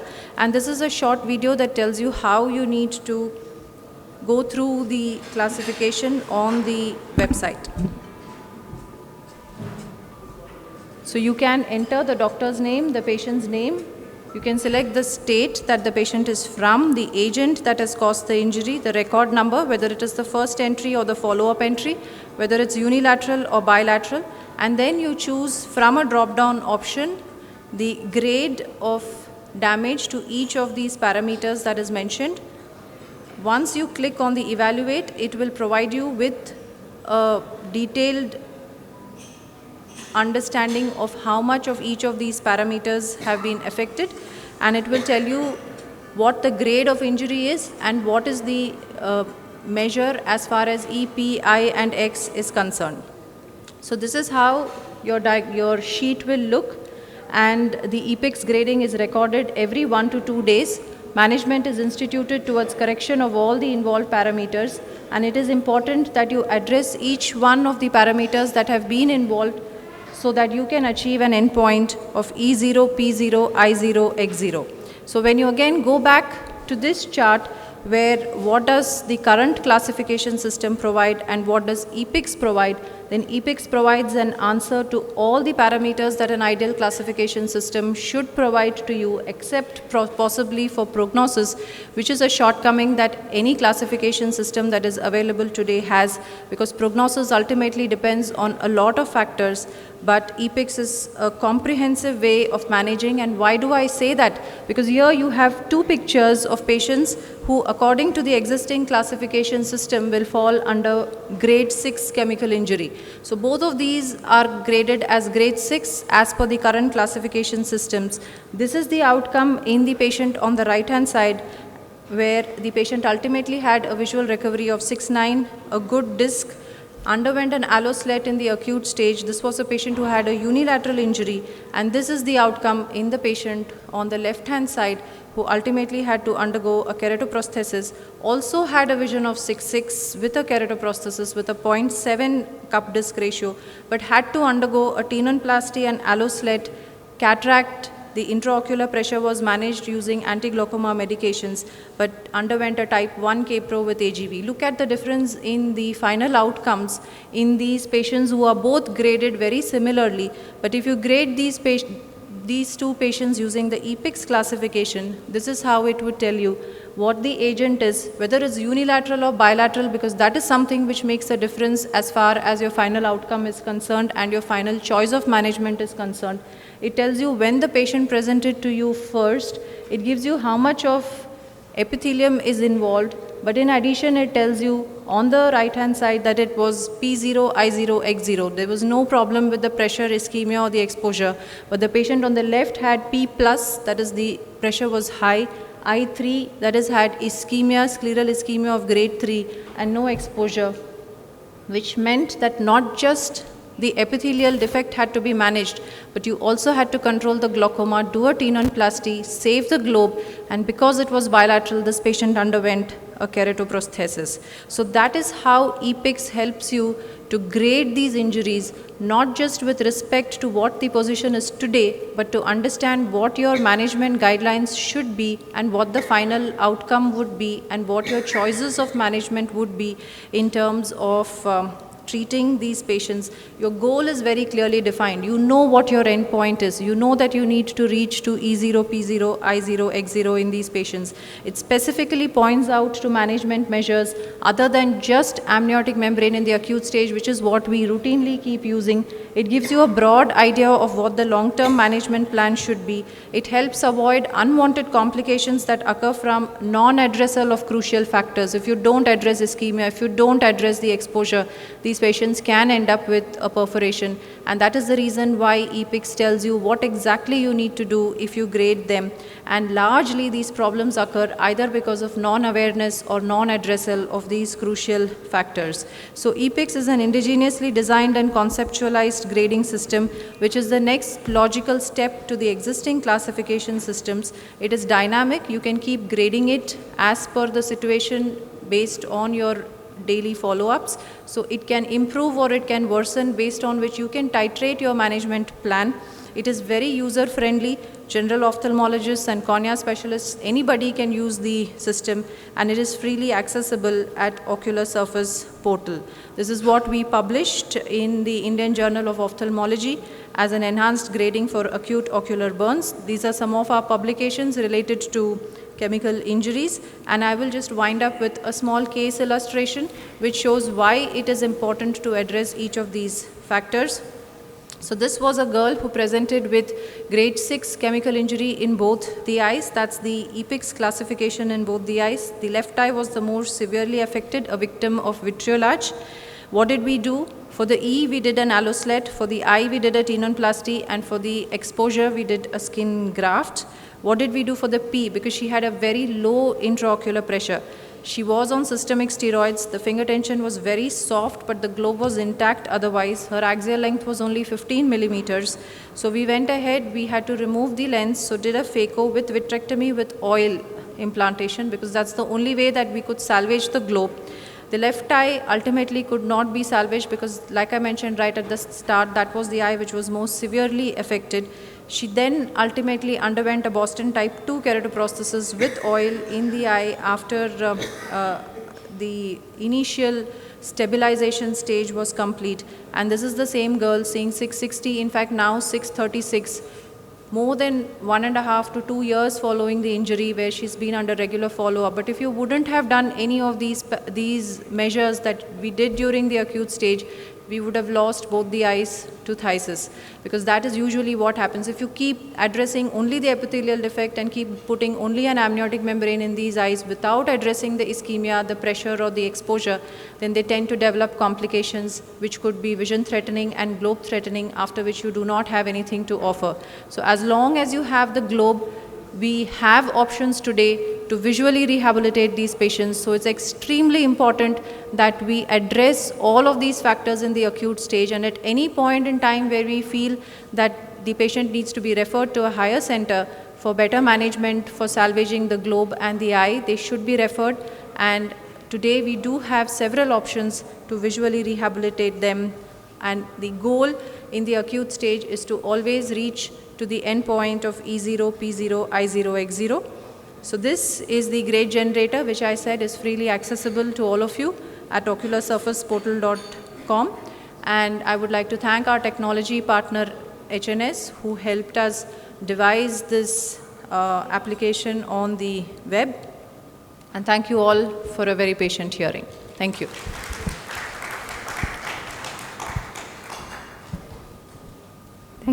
Thank you so much, madam. And we feel really grateful that we got a glimpse of the world-class work that has been done by Dr. Geeta and Dr. Bhaskar. And we look forward for continuation of the same thing in their new establishment of Code Eye Care, the Center of Excellence. I know that all of you must have many questions for madam, but we'll keep the questions for the lunch time, as we are really running behind time. And I will request our chairperson, Dr. Shubhashish Neogi sir, to please wrap up the session. Thank you. Boy, am I glad that our chairman scientific committee, Dr. Rupak, pulled me out of bed on a hot May Sunday morning, and he wanted to explain colors of cornea, but I'm sure by the end of the morning, code would have decoded all the colors of cornea. And thank you, our moderators, Dr. Shumona and Dr. John, for keeping the best talks for the end of the session. And what a master class, Madam Geeta, you gave. I, not being a cornea person, learned a lot of things today. And thank you, I'm sure there'll be more of this later. And Dr. Bhaskar, you made our daily bread come with butter in future, because we learn how not, how to prevent those dissatisfied patients, mostly, who just say, thoda kich-kich karta hai, ektu bado thek che, in Bengali they would say, some irritation, something, some tingling. So there's a lot of things to take back, In this morning we had Dr. Tuhin. He is the expert in cornea. I can't, elaborate further on that. And Dr. Ashish Mojumdar, that's the benefit of, being in a large teaching medical college, Calcutta Medical College. You had multi-disciplines to help you on that ichthyosis thing. And Dr. Anik Dash, you spoke about toxic epidermal necrosis, the Stevens-Johnson syndrome. I'm sure many cases are not coming to the private clinics, but of course, those of us who have worked in multi-speciality hospitals, as Bhaskar was telling us, these cases, the prevention is better than cure, but you have shown the very best for those who are in cornea. And also the community part was not left out. Dr. Shubhra Sheel talked on post-Kala-azar dermal leishmaniasis. Thank you for giving those wonderful talks. It may not be imprudent to share that more than 100 years ago, Kala-azar, this dermal leishmaniasis was described by Dr. U.N. Brahmachari at Neel Ratan Sarkar Medical College in Kolkata. Thank you. Thank you all. Thank you, sir, for your kind words. We'll move with the next session. We have the abrasion surface. The second session will be starting. I would request for the chair of the session. We have with us Dr. Kajal Ghosh, sir. We welcome you, sir. Sir, can you come forward, please? We have with us Pushpita Shahu, ma'am. Welcome you, ma'am. Ma'am, can you come forward, please, ma'am? Is a humble request. And we have with us Dr. Parag Mukherjee, sir. Is a welcome you, sir. It is all of our you were requested to come forward, and we'll move on to the next talk. We have with us the expert panel, none other than Dr. Geeta Iyer, ma'am, Dr. Archana Khaitan. We have with us Dr. Mrinal Kante Ghosh, sir. We have with us Dr. Arunabha Kundu, sir, and Dr. Keshav Valda, sir. All of you were requested humbly to come forward for the panel of the session. So we'll start our first talk. The cover story by none other than Dr. Kushal Chaudhary, sir. Thank you, OSWB, for having me here. I must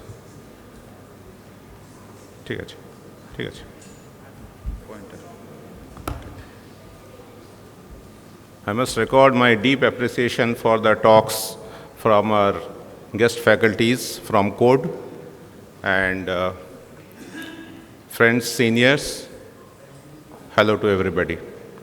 After the very, very deep and thorough presentations on some very, very complicated corneal conditions, I have been asked by Shomana to present something much more basic. So I have presented this earlier. Basically, this is for those colleagues of us who see lots of patients in their general ophthalmology OPD. They don't have that much time to dwell upon it, and most of the diagnoses in ophthalmology are often spot diagnosis, and some conditions, they do confuse us. So this is my humble attempt at trying to clear some of the confusing conditions which we often see in our OPDs. So we see these dendritic kind of lesions on the surface quite often, and the question is it herpes or is it not? So the dendron comes from the Greek word which means tree. So herpes simplex keratitis, it's the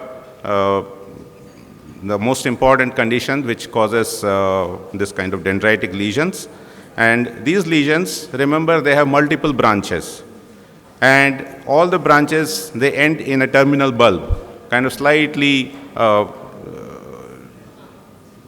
enlarged, kind of a bulbous ending. And compared to the amount of ulceration, the punctate epithelial erosions are relatively less. It's not a fixed kind of a condition, but we can see multiple variations. And healing epithelial defect. Now, the pattern of an epithelial defect healing was in detail described by Dr. Dua et al. Long back. And what they said was, if you have a healing epithelial defect, then if this is the epithelial defect, then sheets of epithelium, they come from all sides. And they push this epithelial defect into a shape of like this, which ultimately is either you get like two Ys connected together, and then this heals up. The HSK, on the other hand, will have these multiple branches. It won't be like this. If you have a patient who has been having a irritating, painful eye, which is worsening over the time, with something like this, think of a herpes simplex keratitis. And if the patient has had a bad painful eye, which is healing, maybe on whatever, maybe antibiotic drops, maybe lubricants, and comes to you with a pattern like this, which is actually the symptoms are coming down, think of a healing epithelial defect. Don't start them on antivirals. And if you get something like this, then start them on antivirals. So this is a very basic clue which will help you manage these cases. Then you can get drug-induced conditions, prostaglandin analogs and drugs with benzalkonium chloride. Now BKCs are coming down because all companies in all their products are trying to make them BKC free. And yet we see patients with situations like these. Now you see this is the kind of linear lesion. This linear lesion doesn't have any branches. This one also doesn't have any branches. Too much of epithelial erosions, but not too many branches. So these are, and if they are on drugs for a long period, think of a drug-induced condition. If there's a herpes zoster pseudodendrite, I'm just presenting this for completion's sake, then typical zoster history and findings will guide you that this is likely to be a herpes zoster pseudodendrite. Recurrent corneal erosions will have typical history, often a loose epithelium, underlying corneal dystrophy and other things, diabetes, trauma history. So this will give you a clue as to whether this is a recurrent corneal erosion or a herpes. It's just the recurrence which makes us a bit confused. Acanthamoeba pseudodendrite is not very common. This is like Acanthamoeba keratoneuritis. Sometimes you can see these infiltrates growing along the corneal nerves. These are again very rare, not very common. Now I'll go into peripheral corneal infiltrates or lesions. The commonest that we see is the staph blepharitis. You see this myomitis, blepharitis, along with these multiple small lesions along the limbus, slightly away from the limbus in an arcuate fashion in this way. Or they may form actual arcuate lesions with very little antechamber reaction, but staining. And there is often a lucent interval. You can also get fluctuanular keratitis, where these sheath of vessels, they follow these infiltrates into the cornea. They may often have this typical corneal conjunctival flictin. Now, shield ulcer and tarsal foreign body often are usually in the upper part. So you turn the upper lid and see whether this has got, the patient has got giant papillae or a foreign body lying there. Exposure keratitis is very easy to diagnose. Now, Wold keratopathy. Sometimes we see that it's not very common, yet in corneal grafts, we can see this Hurricane keratopathy in the initial days when the penetrating corneal keratoplasty has been done. And we see this corneal verticillata. The corneal verticillata are basically pigmented. They are dark, like it's either iron or a drug deposit. We see commonest drug used is in amiodarone, Cordiron, the trade name, and rare conditions are Fabry's disease and multiple myeloma, etc. You see them more in the institutes than in private practice. Post-RK, these cases are coming down nowadays because of RK not being done, but sometimes you can see a iron line here at the center of the cornea. Now, sometimes we get situations like this. This is a corneal edema. Maybe sometimes we see if it's a phakic corneal edema, or in a cataract case when we see something like this, we can get confused as to whether this is a Fuchs dystrophy with decompensating cornea, but it is not. This is a crocodile chagrin. If you do on a slit, you can see that there is no edema. The endothelium is quite okay. Here, Descemet's folds can be seen, and cornea is edematous. So you can make out the difference. This, if it's a phakic, then it's corneal edema due to some reasons, and this is not a corneal edema. And if this patient has got a cataract, you can go ahead and operate without any problems. Now, some other corneal stuff on the posterior aspect. If you get something like this is called a beaten bronze appearance. This is a beaten bronze, so you can see why it is called a beaten bronze appearance. This is a Fuchs dystrophy.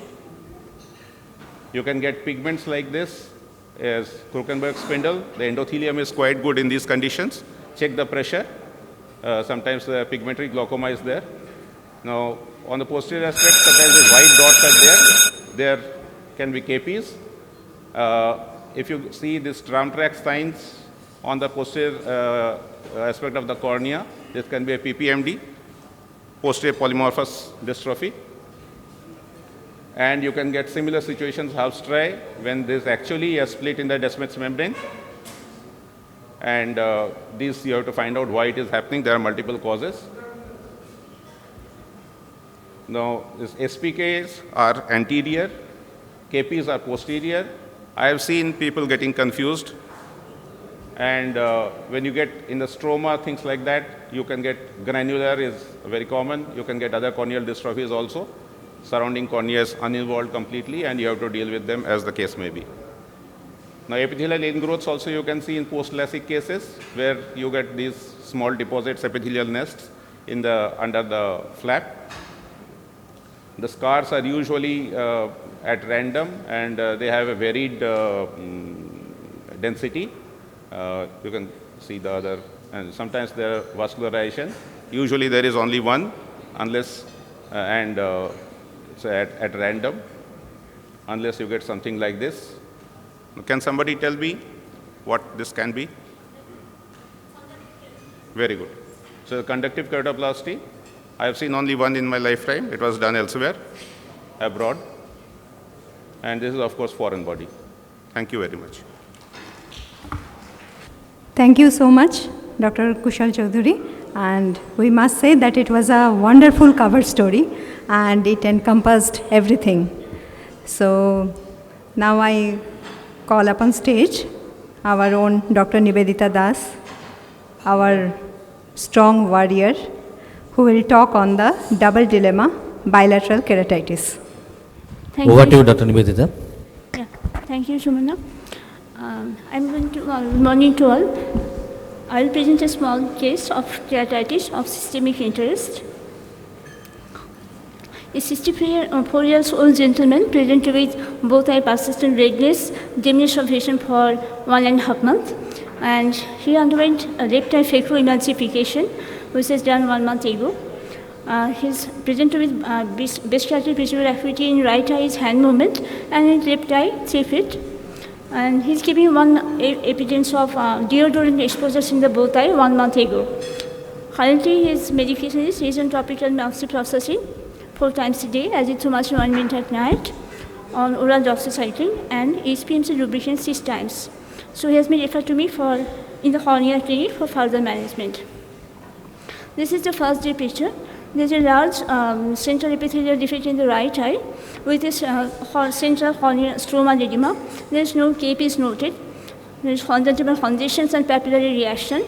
And in the left eye, there is central scarring with some irregular margin looking like pseudodendrites, and there is conjunctival papillary reaction. So I stop all the medicines for 7 days. Only on the lubricant, I keep the lubricant, and advise to follow up after 7 days. This is the picture of the 7 days. There's typical dendrito-geographic HSP epithelial keratitis in the right eye, but in left eye there's atypical type of lesions with a circular lesions with few serrated margins. And on further history taking, he told me that he is on systemic medications of oral prednisolone 40 mg per day for last 2 months for pemphigus vulgaris. So we started on oral acyclovir 1 gram 3 times a day, and then wants to continue. Then topical acyclovir 5 times a day on both eyes with lubricant and chloramphenicol eye drops. This is the picture for after 7 days. In right eye, epithelial lesions almost healed, but underlying stromal edema is there, for which I have started the topical prednisolones in tapering doses 4:3:1, and left eye has also remained the same without any improvement.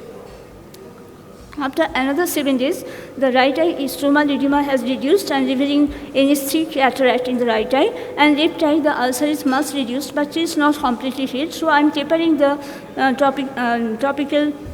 I have off this topical acyclovir, and he is on Val acyclovir 1 gram per day with lubricant. After 7 days, both eye ulcer has been healed with a little fine scar. He is on 500 milligrams of valacyclovir, continued for 6 months, and paid for also in tapering doses, and both eye topical lubricant continued. And this is after 4 months. Both eye has same faint scar.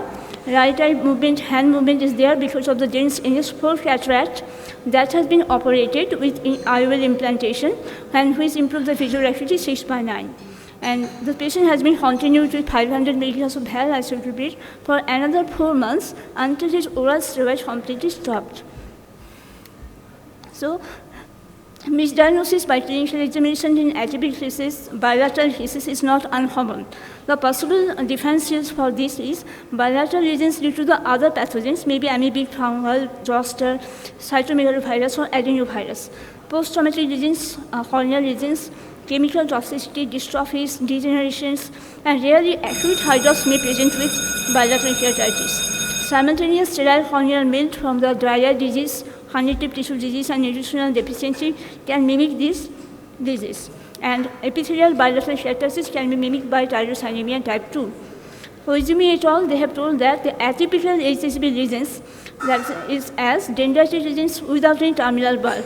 And they also found that there is very little agreement between the PCR results and the clinical diagnosis of the atypical cases. The reported incidence of bilateral herpetic keratitis is 1.3 to 12%. Most commonly, but is higher incidence from Indian, higher bilateral cases mostly in the pediatric patient, and documented risk factor for the bilateral is mostly compromised immune system. But there are also reports of bilateral HSV keratitis in immunocompetent patients, but mostly these are acyclovir-resistant cases. And there are other bilaterality reasons like blistering skin disease, as in our case of pemphigus vulgaris. So pemphigus vulgaris is a group, or foliaceous group of autoimmune disease of skin, where there is recurrent acantholysis and chronic buri formation.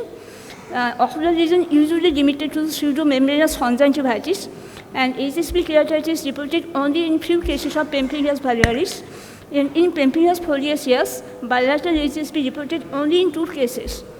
But these are not the complications of PF, but it is an opportunistic infection. So to conclude, pemphigus on immunosuppression are vulnerable to opportunistic infection with herpetic keratitis, and herpetic keratitis involving both eyes, and they have atypical feature.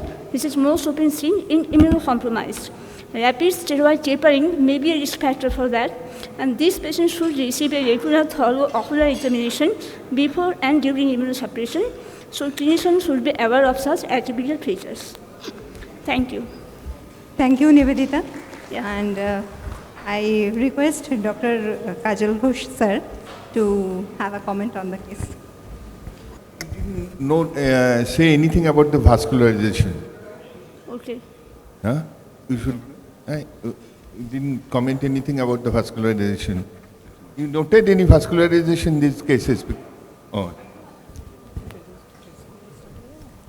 So our next talk is by Dr. Devopriya Chatterjee, and she will talk on post-CXL keratitis. Good morning, everybody, and thank you OSWB and Sumana for the invite.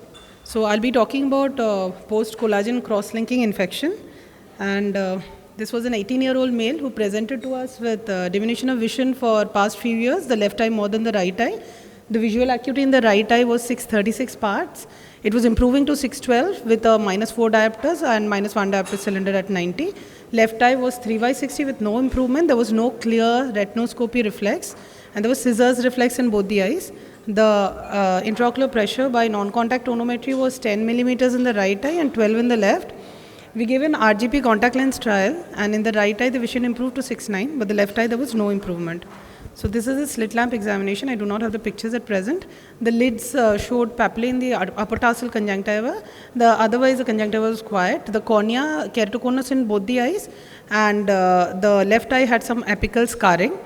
The anterior chamber was deep and quiet, and the iris had a normal color and pattern, and everything else was normal. Fundus, dilated fundus was normal.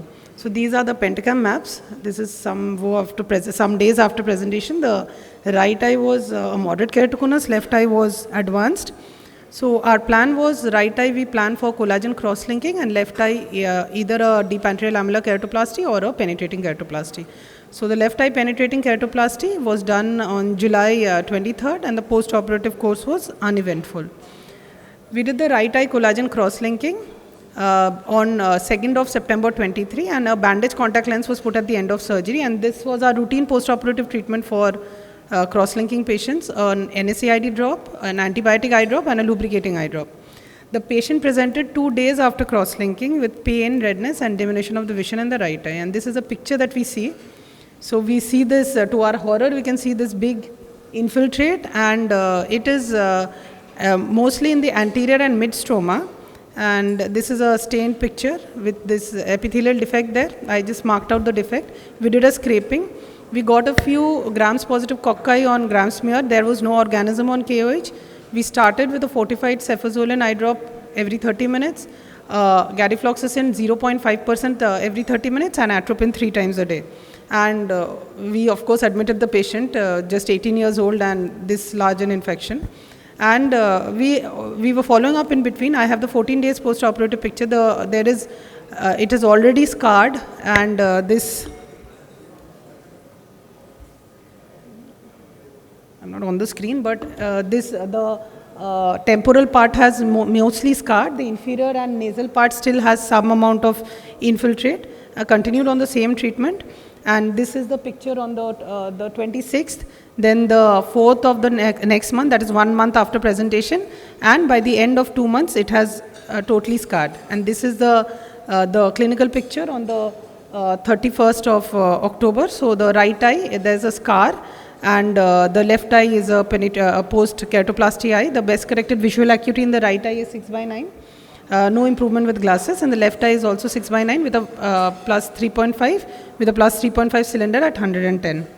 So why I gave it in this surface section is this extensive infiltrate with a small epithelial defect. There was no anterior chamber reaction. So we thought it is more of a keratolysis and with some amount of maybe infection there. And what our usual practice is that we do put a PCL, but we don't give a steroid, and we follow the patient up pretty closely. So is there any other pattern that is followed so that such occurrences can be prevented? Thank you. I request Dr. BSN sir to give a comment on this case. A well-managed case, I must say. It's actually very stressful and for both the patient and the doctor when you end up having a so-called innocuous procedure like CXL, end up with this kind of a infection.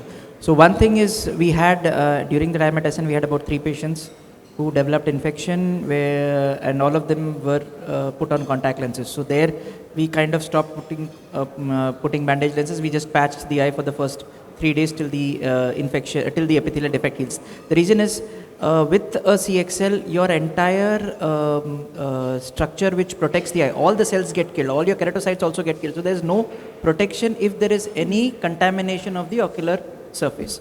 One. So even the GPCs, which normally we see and say, okay, we'll respond to medications and they are sensitive to, they end up actually causing a melt or a perforation in 4 or 5 days.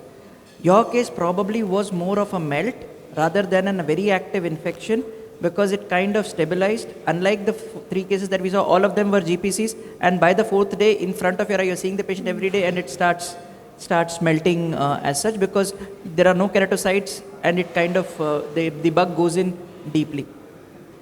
The only other thing would be, I would probably not want to use NSAID in the post-operative period in these eyes, especially when there is a larger epithelial defect. The reason for NSAID is pain, but if you're putting a contact lens, I would probably want to wait for the epithelial defect to heal, and after that I don't see any role for NSAID in cross-linkage. So the one other reason for your keratolysis could be NSAID in an eye which is already having a keratocyte loss because of cross-linkage, could probably also be one of the factors. We stop it in a very short period of time, sir, within 5 to 7 days, but yes, I don't think we can we avoid probably it. need it as much in terms of a cross-linkage patient. Yes.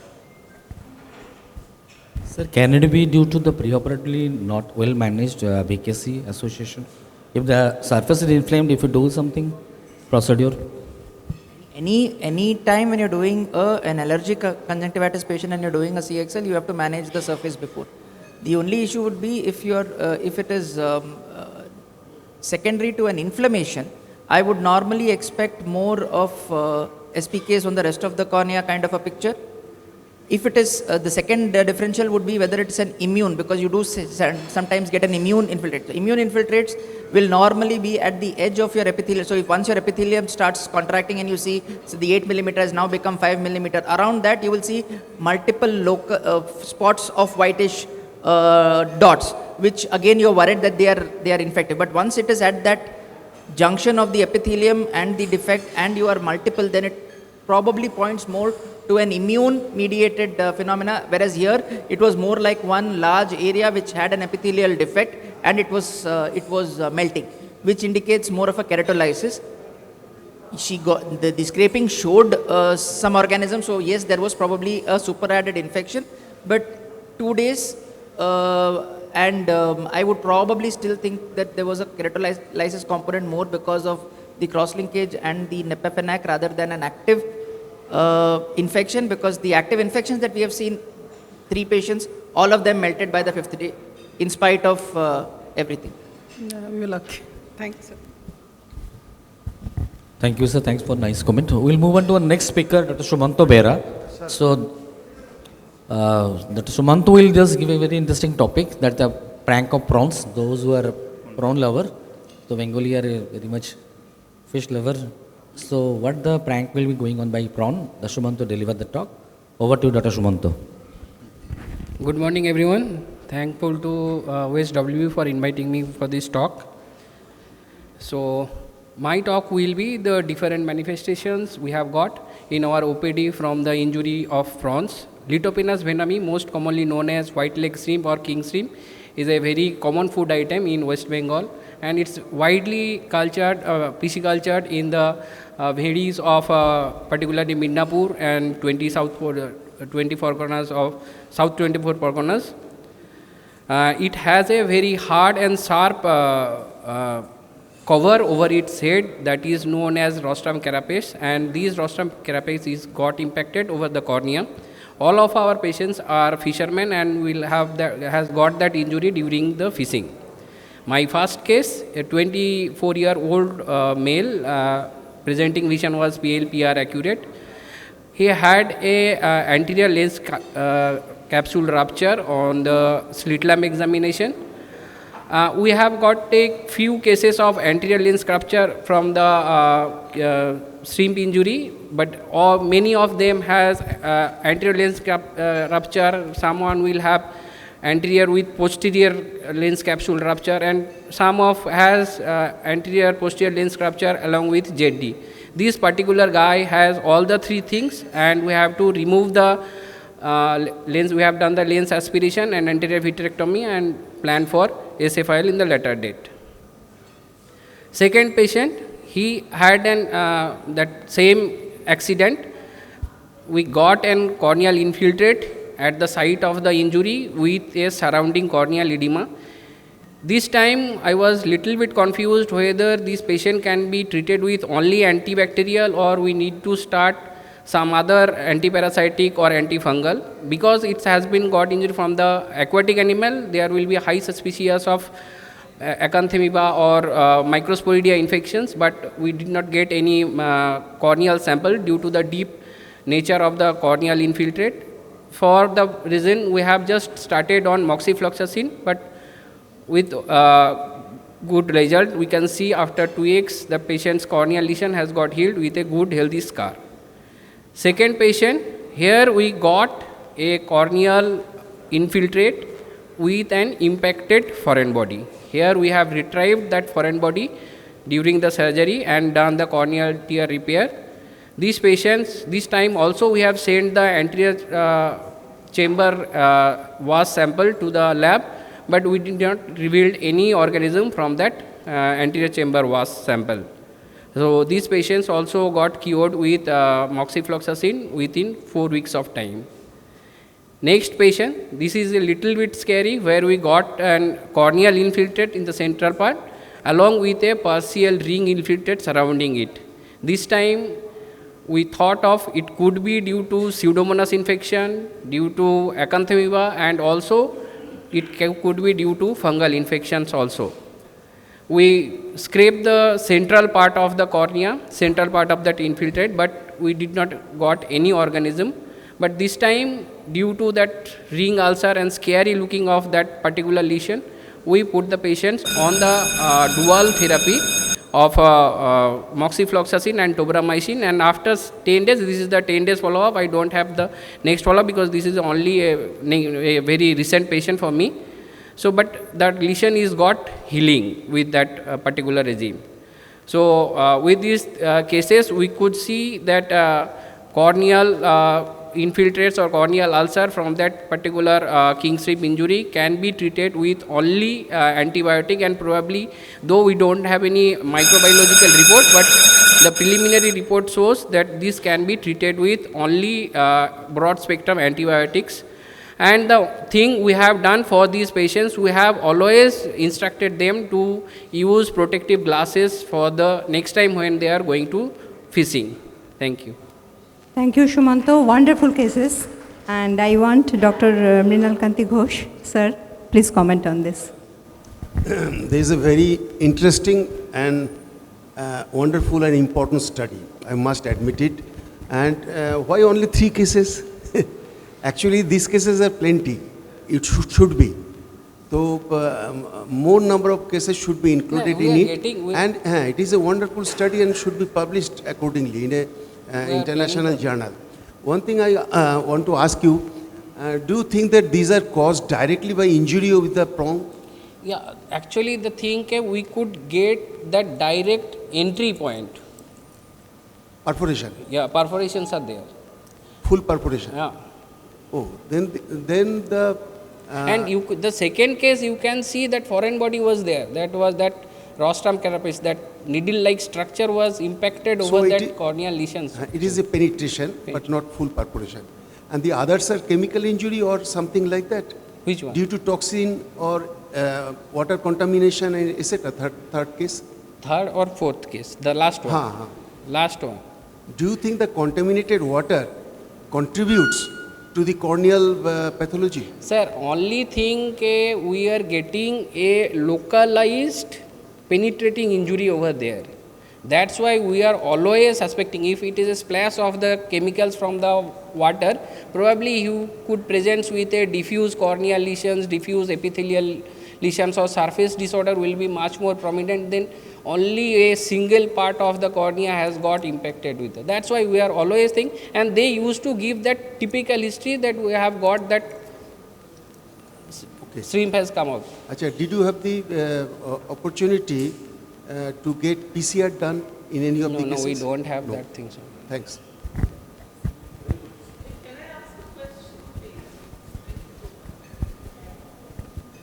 Very interesting. I would never think that the rostrum would do that. Have you managed to find out how big these prawns are? Are they lobsters or are they prawns? These are... They can't be shrimps, surely. So what's the size? I mean, it's very unusual. Actually, how I have got that name, we used to call it as Bhenami Chingri in Bengali. Benami Chingri? Bhenami Chingri. That fishermen used to call it as Bhenami Chingri. You mean they're about that large? No, this was like this size. So we'll move on the next talk. We have with us young, energetic Dr. Rajshekar. So Dr. Rajshekar is a consultant, associate consultant, Shankarnetala, Kolkata. He will be delivered the talk, 3 Musk words. Over to Dr. Rajshekar. Good morning, everyone. Thanks OSWB for this opportunity. And the topic of mine is 3 masquerades.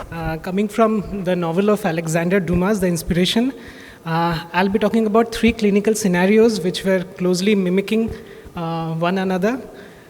So masquerade, as we know, this is the name for disguise. Clinical masquerades carry poor prognosis, and uncommon organisms, they create a diagnostic dilemma.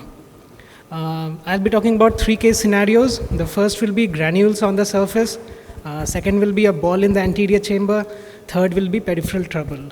So coming to my first case scenario, this was a 15-year-old child being treated for past 2 years as viral keratitis. Had raised coarse granular SPKs in the left eye with a vision of 6/9.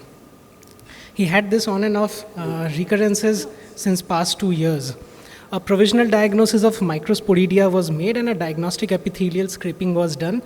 All investigations were negative. Stool for oviparasite was sent, but it was also negative. But after a month of therapy in view of non-resolution, we added topical fluoromethalone acetate, and the SPK is cleared off completely, leaving no underlying scarring. The child had similar 3 episodes of recurrences in the next 2 years. Differentials, what we were thinking were microsporidial superficial keratitis or a viral keratitis or Thigasin HPKs. Points in favor of Thigasins were that course chronic with exacerbations and remission, healing without scar formation, no response to antibiotics, dramatic response to topical corticosteroids, absence of conjunctival hyperemia, and no preceding history of any decreased immunity incident like cough, cold, fever.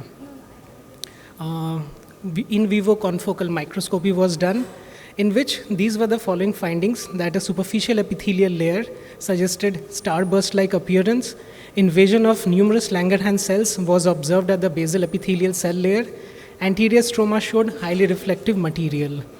When the patient presented 5th year with his, we were following him up with his same recurrence, his epithelial debridement with amniotic membrane transplantation was done. And currently for the past 3 years, since his debridement, amniotic transplantation, patient did not have any other recurrence. He is on topical lubricants and topical tacrolimus is being given on and off. These are his current pictures. Even the confocals have responded well. This is his 7 years timeline, which we had been following him up. So the pearl is that viral keratitis, it could be a great mimicker. One should be aware of his various presentations, and before starting steroid medications, scrapping is paramount, be it immune keratitis or infectious scleritis. Second case is ball in the anterior chamber, not always fungus. This is a 72-year-old female presenting 6 months following her cataract surgery, and for 3 months she was having redness, pain, diminution of vision. On examination, we found a 0.5 into 0.5 mm ball-like structure adhered to the iris surface. We kept her on topical antifungals, believing it to be an anterior chamber fungal ball. Within 3 days, the size increased. Within 5 days, it increased to 3 folds. We did an ultrasound where we saw that moderate dot and clump echoes in the vitreous. A diagnosis of chronic endoph with fungal origin was thought about. She underwent IOL removal with vitrectomy and intraocular vancomycin, ceftazidime and voriconazole. Surprisingly, on the day 12th, culture positive for methicillin sensitive staph epidermidis was found, and which was sensitive to 5% cefazolin, and the patient responded well. And by day 42, the eye had quietened up. Ball-like exudates in the anterior chamber are most commonly seen with endophthalmitis associated with fungus or nocardia. MRSA and MSSEs are nosocomial pathogens which can cause post-operative endophthalmitis. So culture sensitivity reports of both aqueous and vitreous samples are important. Last is a peripheral trouble, PUK masquerade. This is a 66-year-old male presenting with peripheral ulceration and thinning, with no history of trauma, contact with plant material or contact with contaminated water. We made a working diagnosis of PUK, could be an infective cause, and went ahead with diagnostic scraping, whose results were negative. The patient was put on cyanoacrylate glue and a moxifloxacin eye drop, along with the ongoing steroids. On the day 3 of presentations, in view of worsening, second scraping was done. As the days progressed, day 5, the worsening kept on increasing, and we did a third scraping on the day 5. By that time, PCR for HSV was also negative, but the third scraping came as a microsporidial positive, and we started the patient on 0.02% PHMB and 1% voriconazole. But the worsening persisted. This time we took the patient in OR and did glue BCL, but the glue dislodged and the AC got flattened. And after 12 days of medical therapy, a 6.5 mm therapeutic patch graft was done. Currently, after 3 months of follow-up, patient is disease-free, awaiting a optical PK. Microbiology of the corneal button showed microbial spores, and a PCR was done, which confirmed as Vitaforma corneae. So point to ponder that empirical therapy is beautiful till it works. Hence, the take-home message that corneal scraping and microbiology should be done whenever possible. Corneal ulcers, they need corneal close follow-ups. Because of chronicity, recurrence, progression, need not shy away from multiple scrapings. PCR confocal help in differentiating masquerades. These are the acknowledgements. Thank you, everyone. Thank you. Great, Rajshekhar. Difficult cases and very good management.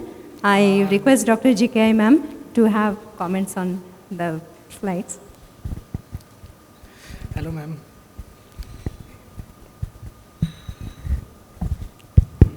Very nice presentations, Rajshekhar. Very well managed. Like they say, all's well that ends well. But as it happened in the first two patients, and like you rightly pointed out, one should always have a microbiological diagnosis. I think as far as the first case is concerned, what was your final diagnosis with respect to the patient who had that case was, first of all, we were treating, then Bhaskar sir saw that patient and did the first confocal. And he only suggested that the patient should be taken up for limbal-to-limbal epithelial debridement. But somehow the patient responded, but recurrences were less, but they were recurring. And on the 7th year of presentation, on the 5th year of presentation, when he had recurrence, then his complete epithelial debridement was done. And only basis of a diagnosis is confocal as such, because we did scraping like 9 times in the patient. We did all the possible, HSV was also taken, even cultures were taken, none were positive. So in the hindsight, if we see, ma'am, it could have been a Thyroxine, because it's a diagnosis of exclusion as such. That is why. And true. I think multiple scrapings over a period of time not showing up anything. The possibility is, Thickerson's is something that you have to keep in mind. At any point in time, did you ever think of EBV related nummular keratitis? No. But again, in that, to have a recurrence over so many years is something which is unusual. But yes, these are challenges that we face in our everyday clinics. Second patient, I think she developed that infiltrate or that ball in the AC in the immediate post-op period. No, ma'am, it was 6 months down the line. It was 6 months after the when she presented to us. The symptoms that she mentioned, they were 3 months, like the pain, redness, diminution of vision.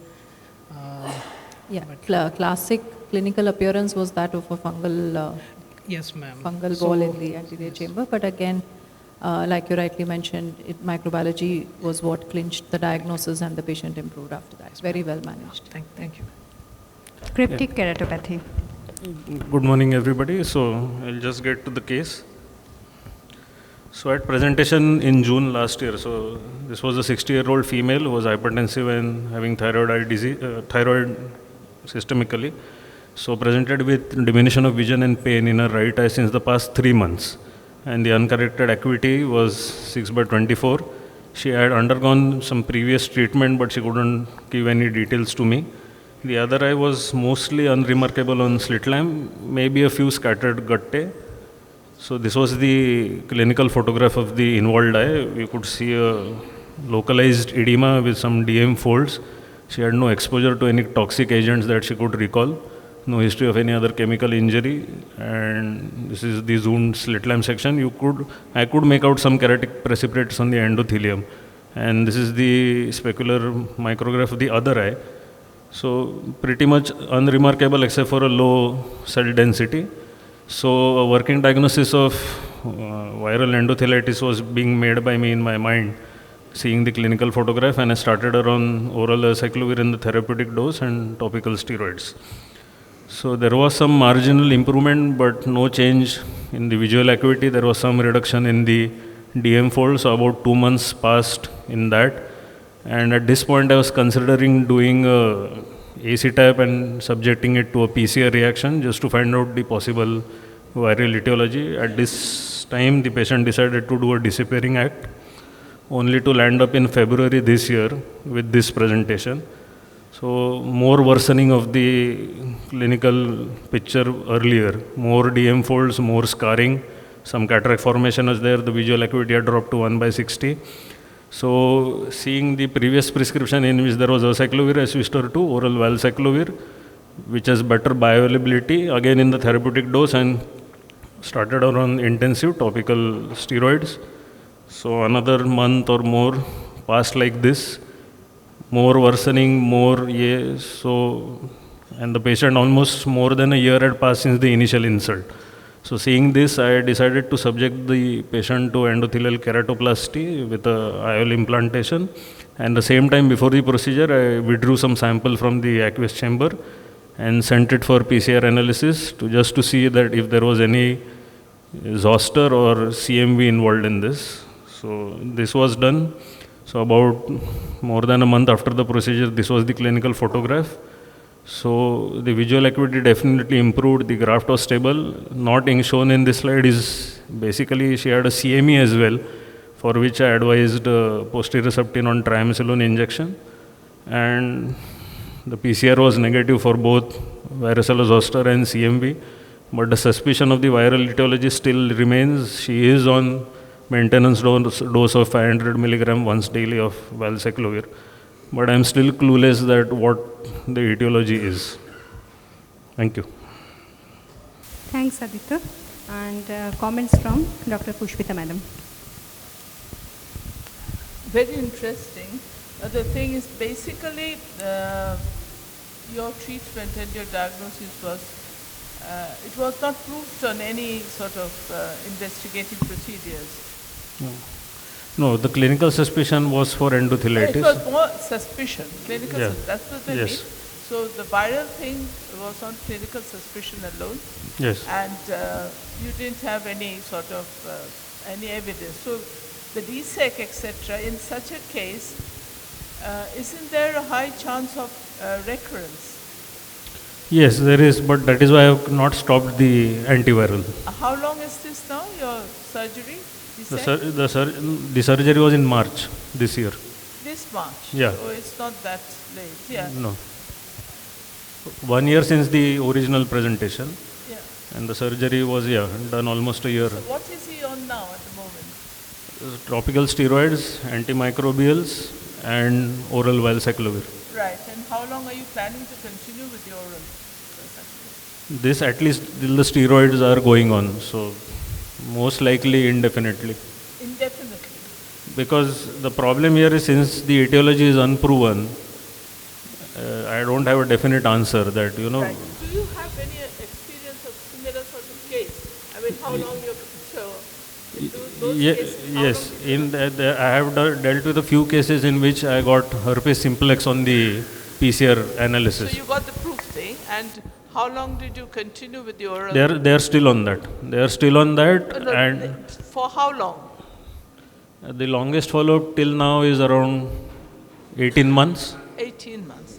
And there are no obvious side effects or? No, I am doing the monitoring for the liver and the kidney function every 3 months. I mean, I would agree with Dr. Aditya when he says that the patient needs to be on long-term antivirals, because here we do not really know what we are dealing with, but the clinical index of suspicion is very high with respect to a viral etiology. And the only thing, like she was also mentioning, is with respect to the CME. You said that post-operatively the patient you also noted had CME. Yeah, so when she came for the follow-up, about a month and a half after the DSEC triple, I subjected her to a macular scan, the OCT.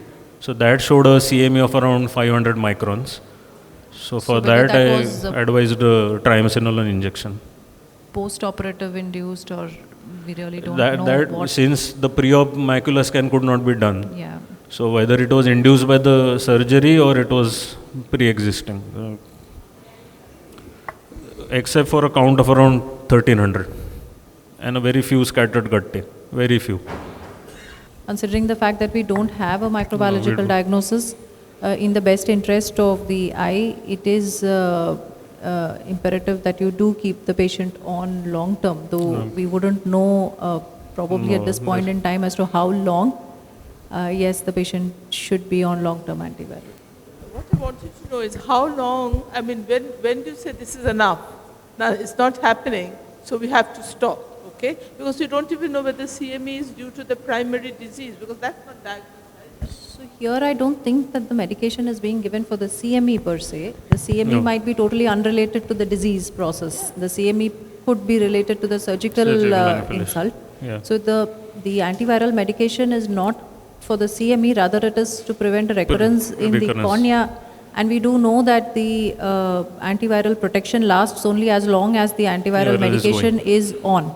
So the risk of recurrence starts immediately after you stop the medication, which means that the patient has to be on the medication for at least, if you want to put a timeline to it, at least a couple of years definitely. But beyond that, it would have to be tailored based on the evidence of any recurrence. Yes, sir.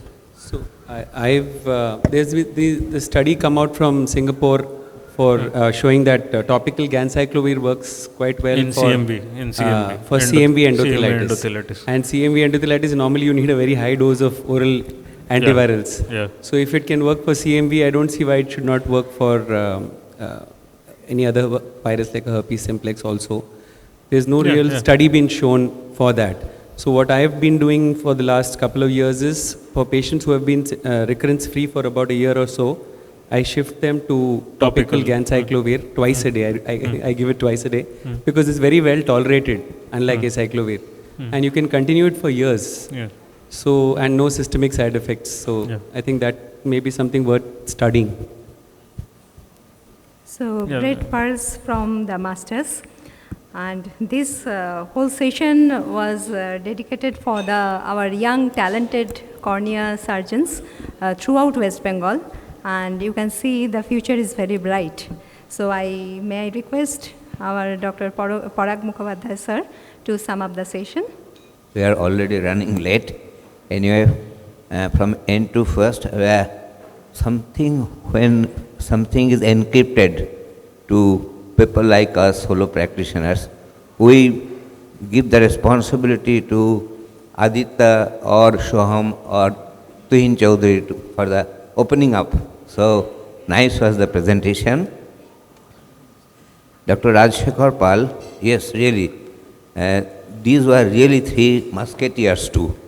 And with your knowledge and with your surgeries, you own all the games. Prank of Ron, really, it was a great community work. Dr. Suman Bera, salute to you. And Dr. Devapriya Chatterjee, nice, we could differentiate PK versus CXL, all the goods and use of NSCID where applicable or not, everything.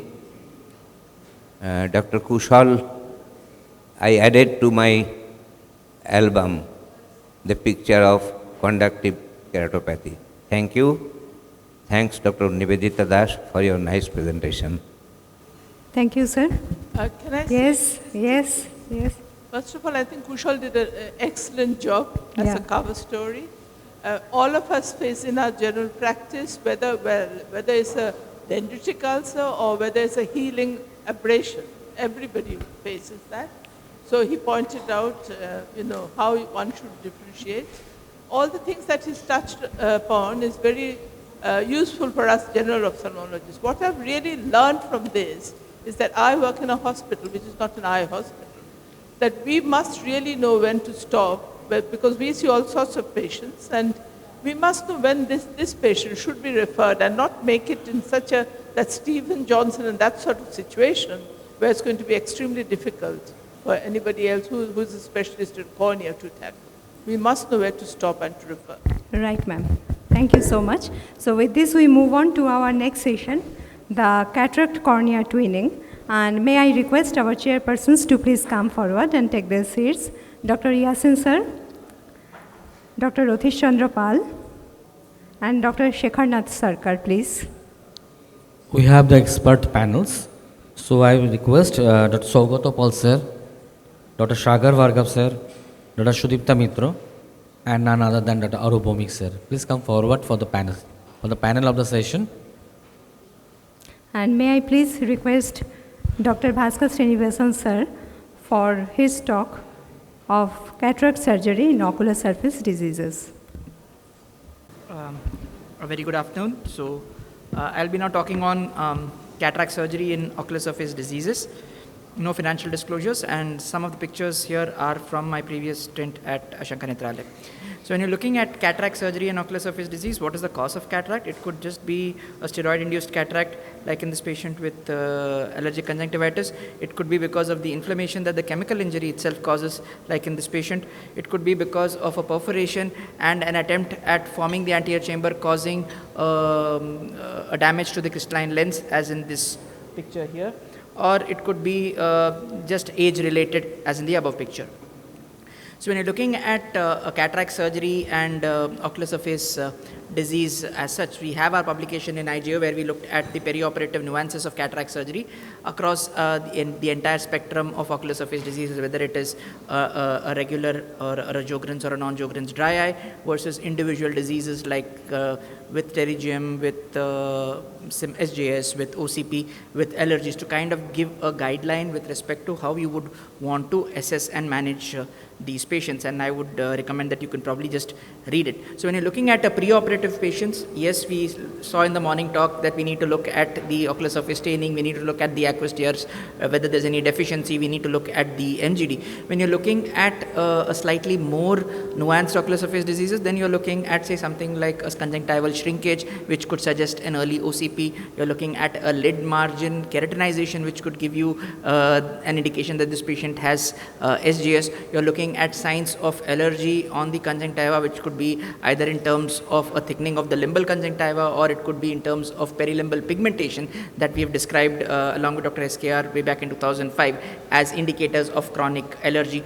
We are looking at the scarring in the cornea, because that will tell you how easy or difficult your surgery is going to be, because then you need to decide whether you would want to do a phaco or you would want to do a manual SICS for that patient, whether you would need to use additional tools in terms of light pipe to facilitate a better visibility. You will need to look at whether there is any thinning in the periphery of your cornea, because you're going to make incisions in that area. So unlike a normal cataract, a patient with an ocular surface disease requires a little bit more of detailed evaluation of all the parameters, starting from the lid, the conjunctiva, the limbus, the cornea, and the grade of cataract and the visibility to decide on your plan for surgery. Apart from that, these eyes, you will have issues with intraocular power, lens power calculation, because either because of the scar or because of the irregularity of the corneal staining, you might not get as pristine keratometric value that would help you with respect to your calculation. So when you're looking at cataract surgery in OSDs, yes, you have the bulk in terms of what we would deal would be those with dry eye, whether it is with an immune component or with a non-immune component, or you would probably look at pterygium. For most of the general practitioners, the other cases in terms of cataract with SJS, cataract with OCP, cataract with allergic eye disease, or with a peripheral ulcerative keratitis form a smaller subset of cataract in OSD that you would be looking at. So when you're looking at cataract surgery in a patient who already has dry eye, you are basically going to evaluate it. So your evaluation is going to be comprehensive, a questionnaire, whichever you are comfortable with, whichever you're using, gives you some idea about the symptoms that the patient has, a fluorescein stain to look at the staining of the ocular surface, to look at the tear breakup, to look at meibomian gland expression, to see how what is the severity of the MGD. Yes, if you have gadgets to assess them in an objective manner, go ahead, use them. But if you don't have gadgets, even a simple fluorescein is sufficient to give you a reasonable outcome in terms of what is the severity of the dryness. Obviously, an eye like this, if you're going to be trying to take an IOL calculation, is not going to work. An eye like this, if you directly go ahead and take up for cataract surgery, is going to end up with more problems in the post-operative period, especially because some of these patients tend to be asymptomatic, and it's only when you use fluorescein and check the ocular surface that you actually see the extent of damage. There is a lot of symptom-sign mismatch with respect to dry eyes, and a lot of the older generation will actually not complain much, but if you stain with fluorescein, you might actually see staining, and these are patients that you need to be careful when you take them up for cataract surgery, like we discussed in the previous talk with respect to perioperative management. So fluorescein staining forms a very important part of every cataract surgery assessment that you would want to do. And if you feel that the Myers are not good, you would want to address the ocular surface before you plan for your IOL calculation in these eyes.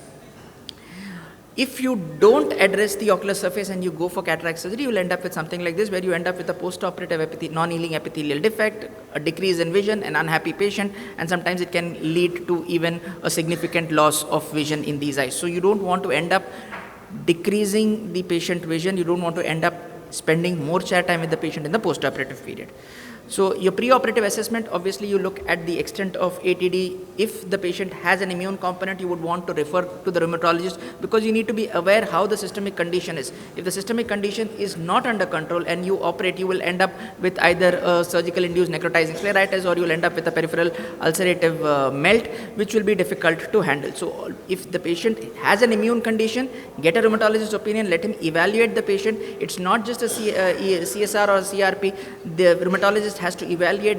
There is a guideline for the rheumatologist to evaluate the patient based on the ESR and the CRP and his clinical findings, which tells him that the disease is stable or it is not. Operate only when the disease is stable. If it's an emergency that you have to do because it's a total cataract, there is a phacomorphic glaucoma kind of a thing, then you will have to operate under a steroid cover. If anything else, you improve the ocular surface and then plan for the cataract surgery.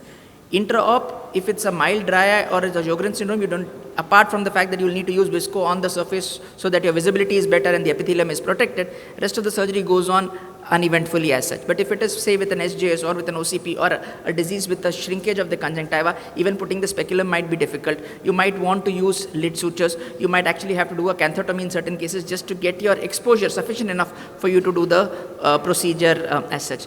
All the other parameters that you use in a dry eye patient in terms of decreasing the illumination, coating the surface with viscoelastic will be done in these eyes.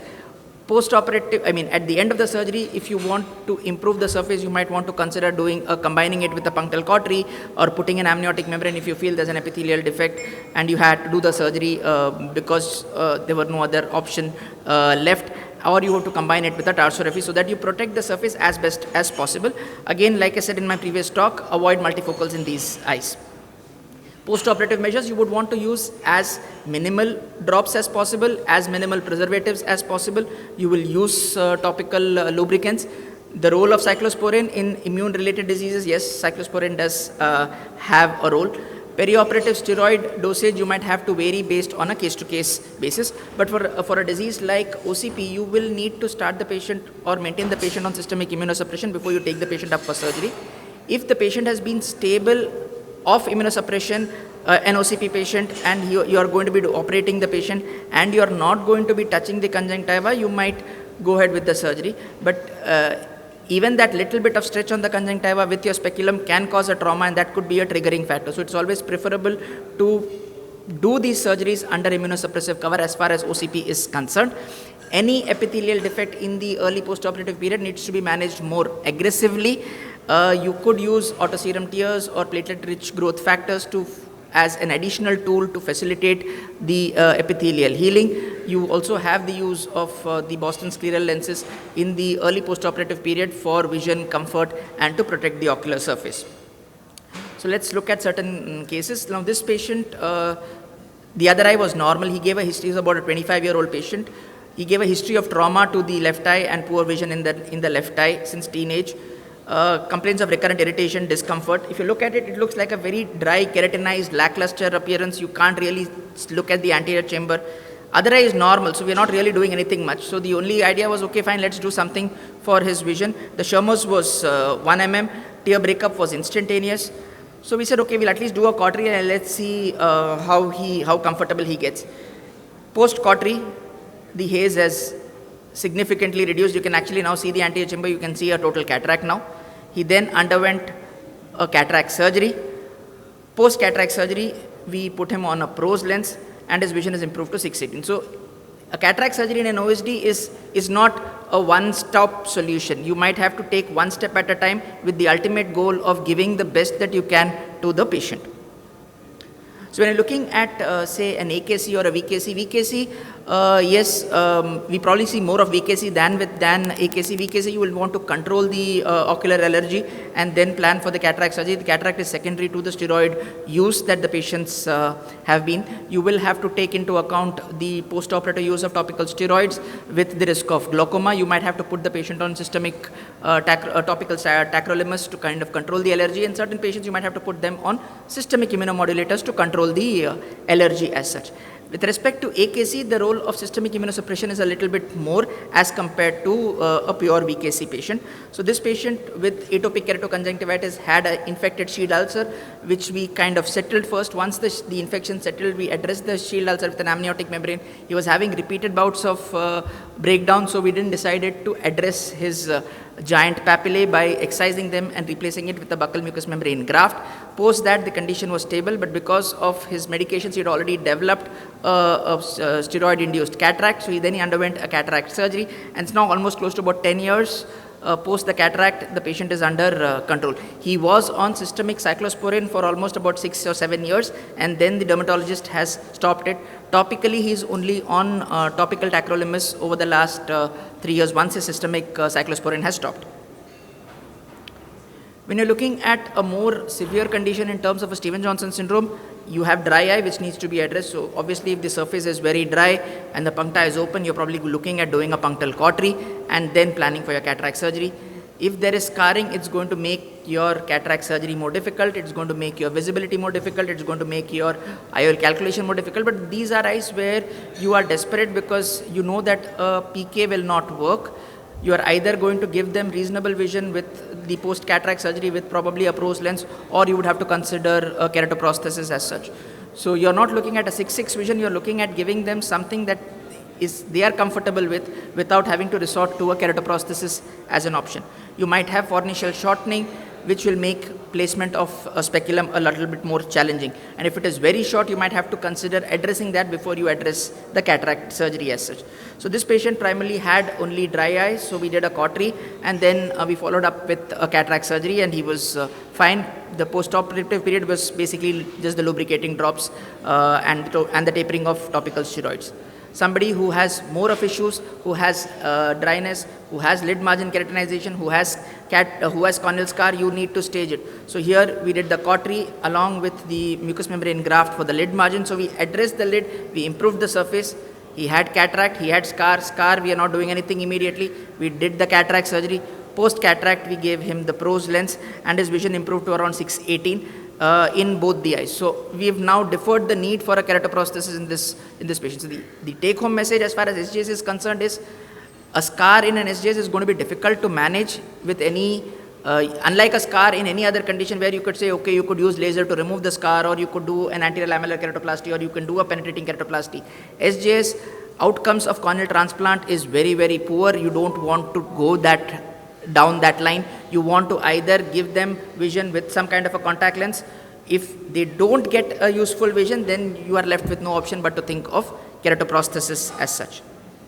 So this was actually a one-eyed patient who was on topical steroids because his lid margin was not addressed, and he developed fungal infection in both the eyes. One eye had already been eviscerated when he presented to us. We medically managed his infection. He had a small perforation for which he underwent a small patch graft. Subsequently, we were wondering, the option was to do a keratoprosthesis for him, but we thought, okay, let's give it a try. We did a cataract surgery, we did a optical iridectomy which was large. Yes, it gets partly covered with the lid, but the idea was if he has some vision, then we'll take a call. And what we found is once we did that, if you put the pros lens, that also lifts the lid up a little bit, so he's able to see through that, and it's almost been now 15 years. He's managing his own, he has about 6/18 vision in that eye. So we have deferred the need for a keratoprosthesis by just doing a cataract surgery with an optical iridectomy. So it's not always that you have to do a phaco, you can do an ECC or an SICS and give good results. The ultimate aim is to give the best result that the patient can have. Sometimes you have to take our ego out of the equation and say, yes, I can do phaco in all cases, and say, no, it's okay. If I can't see things, let me do an ECC or let me do an SICS and give the patient a safer outcome as far as the results are concerned. This other patient again also had lid margin keratinization which was not addressed, ended up with a perforation. We had to do a small lamellar patch graft. Then she developed a cataract. So then we did a cataract surgery, and then we've given her also a pros lens. So for an SJS, it's one step at a time. Address the dryness, address the lid margin keratinization. If there is cataract, address the cataract, and then the pros lens for visual rehabilitation that you would follow. So it's more like a very clear guideline that you need to follow this one step at a time to reach your end point. Now this was something more challenging because this patient had a complete limbal deficiency in both the eyes. Eyes were not very dry. So we were wondering what we wanted to do. He had lid margin keratinization, so we said, okay, first we'll address the lids and see what it is. We did the lid margin reconstruction. Then the option was either to go ahead with an allogenic limbus or to consider a keratoprosthesis. Patient did not want a keratoprosthesis, so we said, okay, we will start him on systemic immunosuppression with the systemic tacrolimus and then plan for an allogenic slit. In the OCT, there was an area which was thin, so we were a little bit apprehensive that if we peel off the pannus, we might have to do a lamellar keratoplasty in that area. But the thought process was always that if it fails or it doesn't reach the level that the patient is comfortable with, the fallback option of keratoprosthesis was always there. And that discussion has to have happened with the patient before you go down this lane. And this is how the eye looked post the surface reconstruction with alloslet with an LK. You can actually see, one second. I'm not getting it. You can actually see the crescentic, because there was through areas which were thin here and here. So we've just done a crescentic LK here just to kind of stabilize it. A large amniotic with alloslet, and the eye is looking reasonably quiet. And then he underwent a cataract surgery and he got back 6/12 vision. And if I put a pros lens on him, his vision is 6/6. Now he wants the other eye. We said, just hold on, you're comfortable with this eye, because the other eye, the cornea is also scarred under the pannus, which we realized through the OCT. So we know that the outcomes are not going to be as good. So you're comfortable with this, just continue with it. And if and when this starts failing, we take a call on what next we need to do. But these patients will need to be on systemic immunosuppression as such. Coming to the next severe group of ocular surface diseases would be OCP. Again here, you need to address the dryness. Here, if your lids are more affected with respect to entropion, you might want to address that. But systemic immunosuppression is the mainstay as far as OCP is concerned. It's a systemic condition. You need to start the patient on systemic immunosuppression. Once the patient is under systemic immunosuppression and you're planning for a cataract surgery, it is preferable to avoid touching the conjunctiva in these eyes and do a clear corneal approach. So again, this was a patient where it's a severe form of OCP. There is, he's on systemic immunosuppression, but he's already ended up with a complete limbal deficiency. There is a pannus on the surface. Again, here we had in fact done the allogenic slit twice for him, and it failed within 3 to 4 months. So we had actually spoken to him that we'll do a keratoprosthesis. He said, doctor, give it one more try. So this time we had, till that time we had kept him only on mycophenolate. So then we said, okay, if you're doing something more this time, let's pump you with the full course of immunosuppression. So we gave him tacrolimus, systemic steroids, and continued with the mycophenolate, and did an allogenic slit along with cataract. And he did very well with respect to retaining almost 6/9 vision. It's now been about 3.5, 4 years now. Gradually the limbus is failing, but he still has 6/36 vision. He's able to manage his activities. We said we'll just wait on. Once it fails more, we will then repeat the allogenic slit in that eye. So this was a patient who has had, we do not know the exact etiology. He's had multiple, what he calls, or from his records, pterygium surgery done in the left eye. He has a pterygium in the right eye, which has not been operated, and this is how he presented with. He did not want us to touch the right eye for the limbal tissue from the right eye, because he said that's the better eye, I don't want you to touch. But he wanted something to be done for the left eye. So here we had to remove the pannus from the surface. We had to use, we used labial mucosa, thinned it out to put it at the limbus to establish a barrier, put an amniotic and put allogenic slit bits in the center, and it healed, and subsequently he underwent a cataract surgery. He was put on systemic immunosuppression to preserve the allogenic cells. And this patient has also been almost close to now 5 years, maintaining somewhere around 6/24 vision in his left eye. So when you're looking at a peripheral ulcerative keratitis, like in terms of RA, a patient, or a Wegener's patient, the important thing here is to control the inflammation. You will need, like I said, a rheumatologist clearance. Your irregular cornea can have issues with IOL calculation. And here you need to be very careful in terms of planning your cataract incisions as such. So if you have an eye like this where there's almost complete thinning all around, you will have to take a call whether you want to make a clear corneal incision anterior to the area of the thinning, or you want to make a scleral incision and go, because if there is a premature entry also, it is okay, because your scleral incision you'll be able to suture. If you try to make your incision too anteriorly, you'll have to make it reasonably anterior, because you'll need some space for you to suture if the incision leaks. So we did more like a scleral incision in this patient. In these eyes, it's okay to take a suture if you feel that the incisions are not watertight, because for a good valvular function, you need a good anterior and a posterior layer and a good IOP. If your anterior or posterior layer is not very thick enough, it is thin, your apposition is not going to be good, your valvular function will not be good, and these are eyes where the predisposition to infection is much higher. So it's okay to take a suture if you feel the incisions are leaky, rather than just trying to put an air bubble or just trying to keep hydrating and letting your ego take over and say, no, I don't want to take a suture. The patient at the bottom was a patient who had a wedge nose with a scleral melt. We had done a scleral patch graft, and then he presented with, for the cataract surgery, the superior and the temporal area is almost affected. So the only area for us to access was the inferotemporal area or the nasal area. Pupil was not dilating, so we had to use the inferotemporal area to do it. At that point of time, this was almost about 14 years back. I was not sure that I'll be able to do a phaco. So I had mentally told the patient that if I can't do anything, I'll remove the cornea, do it like a PK and put the same cornea back. But that again the discussion has to be there, and all this will only happen if you are aware of your problems that you can face when you are taking these patients up for surgery, rather than suddenly finding yourself in a soup on the operation theatre.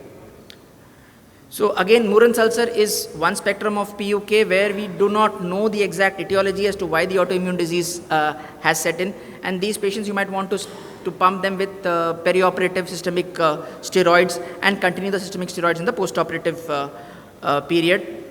So this was a patient who's had multiple times LKs done. Finally the eye was stabilized, and then she had cataract surgery. You can actually see the D-shaped graft, the D-shaped LK that was done for her. And here another patient who has inferior thinning in both the eyes. Again, the issue is the IOL calculation. So you have to be very, very careful in these eyes. A topography gives you a reasonable idea of how regular or irregular it is going to be. You're going to be looking at the topographic value in the over the central pupillary area to take an average value and plan for your lens calculation. This was a one-eyed patient with a Murren's with a leak through this area. Now the option was to first address this with a patch graft and then take a call on cataract surgery, but he was already having only hand movements vision because of the cataract, and he wanted surgery at the same time. So we combined the phaco with a crescentic lamellar patch graft, and he did fine. And then he decided to stop the systemic immunosuppression by himself, and he came back with a melt, for which we had to hike up his medications and do a glue BCL. So this patient at almost about a year when he was following up ended up with almost like 612 with a minus 4.5 diopter cell. So when you're looking at pterygium as combining with cataract surgery, obviously the issues you need to discuss whether you want to do the pterygium first, whether you want to just do the cataract surgery, or whether you would want to combine it. And the decision would be based on the severity of the pterygium, it would be based on the density of the cataract, it will be based on what the patient wants, it will be based on what the patient expects, and whether you are looking at giving the patient a premium lenses in terms of a toric IOL, and whether he is ready for two interventions. So there is going to be a lot of discussion that you need to take with the patient as to how you would want to go about it. Obviously, if your keratometric data is very skewed, you are not going to be offering a combined surgery because you are not going to be close to what you want to with respect to your endpoint. If your cylinder is high, again you would probably want to do the pterygium first, make sure that the cylinder kind of comes down to a reasonable extent, and then you can take a decision on putting a toric lens rather than just leaving the patient with a high cylinder as such.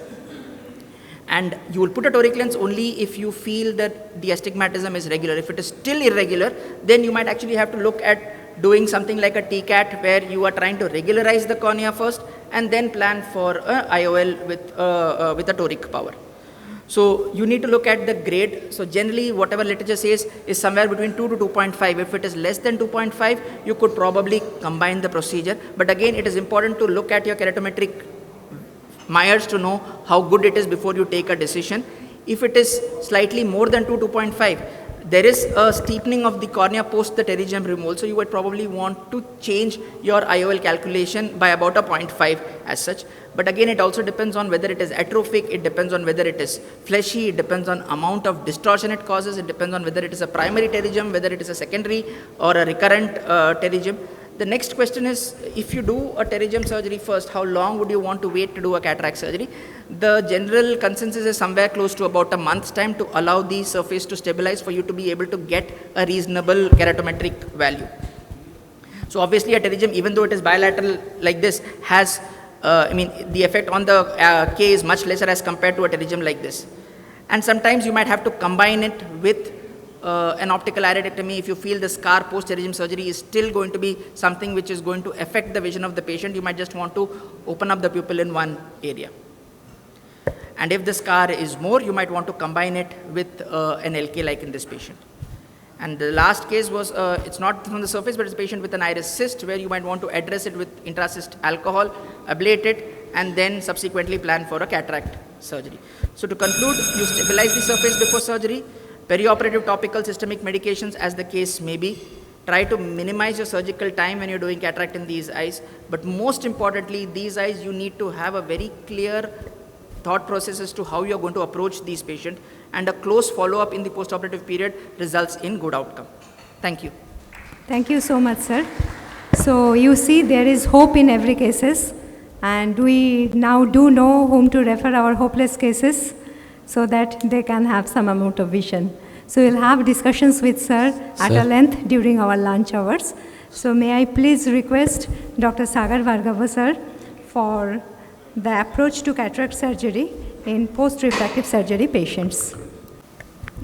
Good afternoon. At the outset, thank OSWB and Dr. Sumana, Dr. John for this opportunity.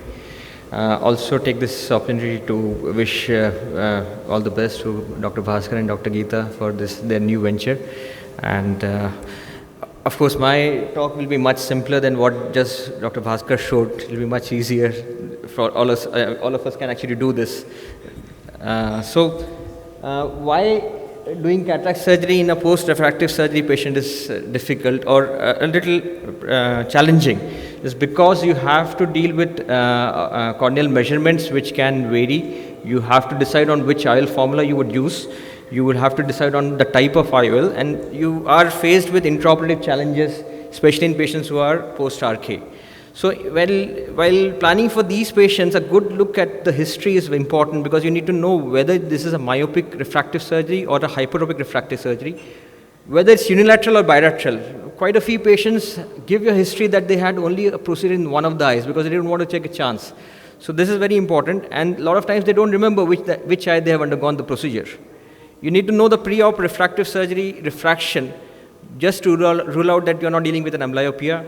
You need to know the post-op refractive surgery BCVA. So the cataract, obviously the vision would have come down, but if you look at the old papers, you will find out what is the refraction that the patient achieved, and that helps us in knowing what is called as surgical induced refractive change, or what was the power that has actually been treated after LASIK. So as I was telling you that a lot of my times patients don't know which eye they have operated and you're not sure which eye. So a simple test which Dr. Bhaskar was telling, just stain with fluorescein and you'll actually be able to pick up the LASIK margin. Believe me, in long-standing LASIK patients, it's very difficult to pick up the margin. A simple test of fluorescein actually you'll be able to find out. So the first thing that comes to your mind is whether I will have a predictable outcome in a post-refractive surgery or not. Some of the clinical pointers is that if you have a BCVA of 6/6 documented, you are dealing with a fairly regular cornea. A good low light vision with negligible dysphotopsic symptoms is also something which we look for. And of course, if you want to know more details, a topography and aberrometry is something which we want. Now, the most widely studied is pentacam. So if you are ordering pentacam or if you have a pentacam with you, I think these 4 reports will give you most of the things that you are looking for. We will come to that in my presentation. So if you look at these 2 maps, so this is both the patients have undergone refractive surgery, but if you see this map 1 and compare it with map 2, you can see that the flattening is more regular here. In other words, the dioptric difference between the superior and inferior K is much more in this figure compared to this. So basically this is nothing but a decentered ablation. And why are we worried about decentered ablation is because it will give rise to higher chances of glare and halos in the post-operative period. So this is something, by doing a sagittal curvature map analysis, you can actually, first thing that you can see is this. Now you have a patient who has a decentered ablation, he comes with a halos and a glare. and now also has a cataract. Now you don't know which one is contributing what. What is the extent of cataract contributing to the glare, or what is the extent of decentered ablation to the thing. In such cases, a simple test of doing an eye trace helps, because eye trace divides the aberrations into internal aberrations coming from the lens, corneal aberrations, and the entire eye. So in this patient, we can see that the internal aberration is coming from the cornea, from the cataract is high, from the cornea it is high, and overall aberrations are high, as a result of which the E that is shown here is all blurred because of the cataract, because of the cornea, and overall. So even if we address the cataract part, the cornea remains blurred, so the visual outcome may not be very good in these cases. So you would not want to basically treat the cornea first in these cases and then do a cataract surgery. What if the eye trace is not available? A simple test that you can do is do a RGB trial, and if this patient's visual quality improves, that means the cornea is the culprit. Here you would need a TCAT treatment, regularize the surface, and then take up. And there is no improvement in the visual acuity. It's a straightforward case of cataract surgery. Cornea is fairly regular. So this is something that you need to see. The next map that you need to look at is an EKR distribution map. This is available in Pentacam. And straight away, don't look at these numbers. Look at this graph out here. Basically, what it tells you is the graphical representation of the points on the cornea showing the EKR values. So if you have a map like this, which has a single peak and a narrow base, that means the spread of case is very narrow. This patient will have a predictable outcome. Compare this with these two maps. You can see this is a broad-based map showing a huge spread of the case, and this has multiple peaks. So these are the maps which will not give a predictable outcome. The next thing that you need to look at is predictability in terms is what is the degree of aberrations that the patient has. So we all know higher order aberrations and spherical aberrations would mean that there is a significant degree of corneal irregularity. So you need to measure higher order aberrations and spherical aberrations in these patients. Good thing is that Pentacam directly gives us this value in the preoperative cataract display. It's written here exactly, and if you have a higher order aberration values more than 0.3, that means we are really dealing with an irregular cornea. That means we are going to have an unpredictable outcome. This is a patient with the same decentered ablation. You can see a higher order ablation value of 0.6. So fairly higher order aberrations are high. A more regular cornea, you can see it is less than 0.3. Now spherical aberration, we all use aspheric lenses. What is the funda behind it is because after myopic LASIK, the cornea tends to develop more positive spherical aberration. So we would use a negative spherical aberration lenses to reduce the spherical aberration. We cannot reduce this maximally, but we can reduce the magnitude of spherical aberration. In an hyperopic LASIK, it's opposite. We would use a spherical IOL or an aberration-free lenses to counteract the negative spherical aberration in the cornea. So we should know this, that these are the lenses which are available, and their respective spherical aberration values. Accordingly, we can use based on the value that. I will not go into details why the conventional formulas don't work. Everybody knows that you cannot use your normal Barrett or a normal SRKT to address these patients because of number of errors. So as a result, there are about 30 plus formulas which are available now, and which basically alters the K, alters the refractive index, and alters the final IOL power calculation. And the newer approach is also being developed, which is beyond altering the curvature and the refractive index. So the good thing is the ACR has given us the web-based calculator where we really don't have to do anything. We have to just fill in the parameters, pre-LASIK data, post-LASIK data if it is available, and your biometric data. Mind it, it's not just the optical biometry. You can also put in ultrasound biometric data also, and accordingly you have to use the A constant which you use for your lenses. So basically it's a very straightforward web-based calculator. You have to just key in all the data, and it will basically give you under two headings the values. So if you have a pre-operative data available where you can actually find out what is the refractive change, it will give you these formulas, and if there is no data available, it will give you these formulas. Out of this, both Barrett True K and Barrett True K no history are the ones which work very well. We have now newer methods available. Out of these, possibly the easiest available is total keratometry using total keratometry values from IOL Master 700, which basically is there inbuilt in the machine. So you don't have to do anything. You have to just change your K values to TK. TK is nothing but the combination of anterior posterior curvature, and it gives you the IOL power using Barrett's True K formula. Now, the newer ones are EVO IOL calculator, which is also available freely online. You can use this TK values from IOL Master Calculator, input it here and get the values, because this is also showing good results. Then there is Hoffer QST, that is also available online. This is free of cost. You can use this.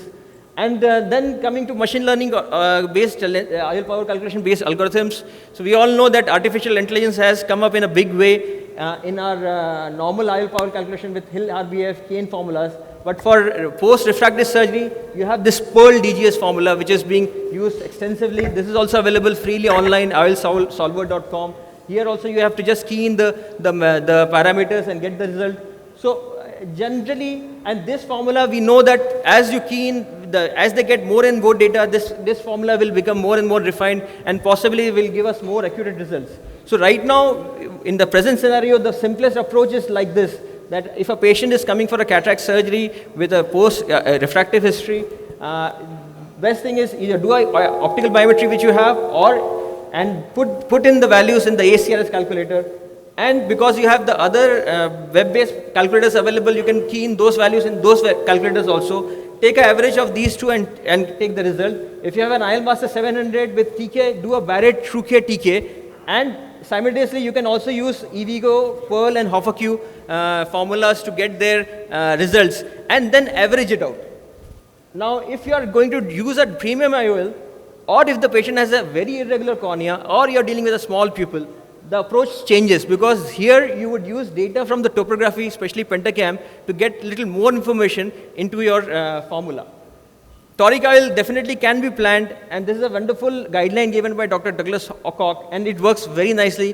What it suggests that you need to data from 2 optical biometers, and the idea is very simple, that the difference between in the corneal astigmatism magnitude between the 2 biometers should be less than 0.75. And the difference in the meridians should be less than 15 degrees. Let me show you an example. This is the same patient undergoing IL Master, K1, K2 axis and magnitude. Then the same patient undergoing lens star. So you can make out a difference which is around 13 degrees and 0.54 between the two optical biometers. So this patient definitely can be taken up for a toric IOL calculation. For RK, it is slightly different story. RK is more prone to developing refractive surprises.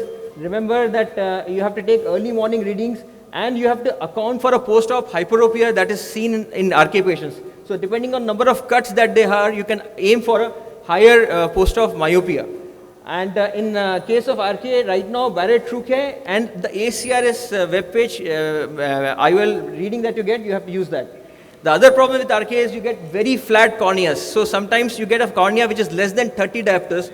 You cannot key in less than 30 in your ACRS webpage. So how do you deal with this? So if you have a cornea which is 27 diopters, you start keying in the values from 33, 32, 31 and 30, and you find out what the lens power it is suggesting, and you find out the factor with each diopter reduction, and then based on the value that you want, so you want 27, so you multiply 1.3 into 3, so you get the IOL power calculation done like this. So you calculate the factor by which it is changing.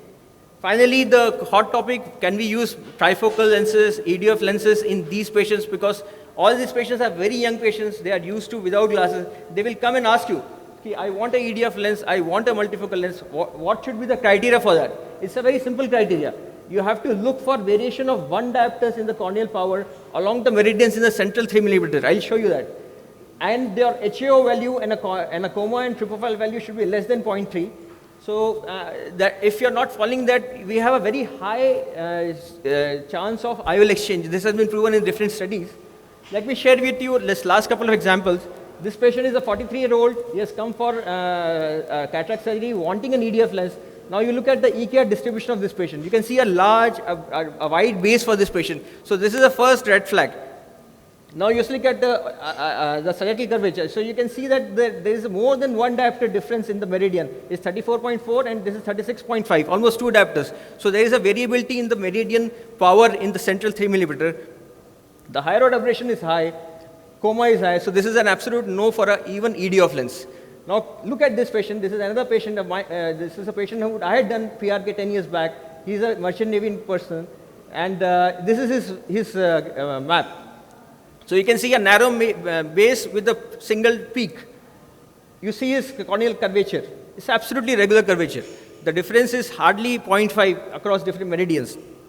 Higher aberration was less. So we opted for a EDOF lens for this patient, and I told you the different measurements that you can do. So from ACRS we got about 23.5, from Barrett through TK we got 23.5, EVO and Pearl DJs. So everything is come out very close to each other. So this patient you expect a good outcome. And he recently completed 1 week of follow-up, and this is the outcome of this patient. We used 23.5 VVT, and he is now enjoying 6/6 and 6. So just to sum up, post-refractive surgery, patients definitely need more detailed evaluation. Topo is preferable in these patients. Methods of calculation are definitely becoming better. Now you have a chance of achieving 0.5 within 0.5 in almost 60 to 70% of patients. Multiple approaches ideally should be done, and IL power should be based on the consensus of different formulas rather than depending on one formula. And choice of IL, of course, has to be very diligent. Thank you. Thank you, Sagar sir, for your wonderful talk. So we'll ask Dr. Swabhumi sir to give some quick comment. Excellent presentation as usual, Sagar. Just to sum up, eccentric ablation nowadays is very rare, because all the machines of LASIK machine are having good eye tracking system.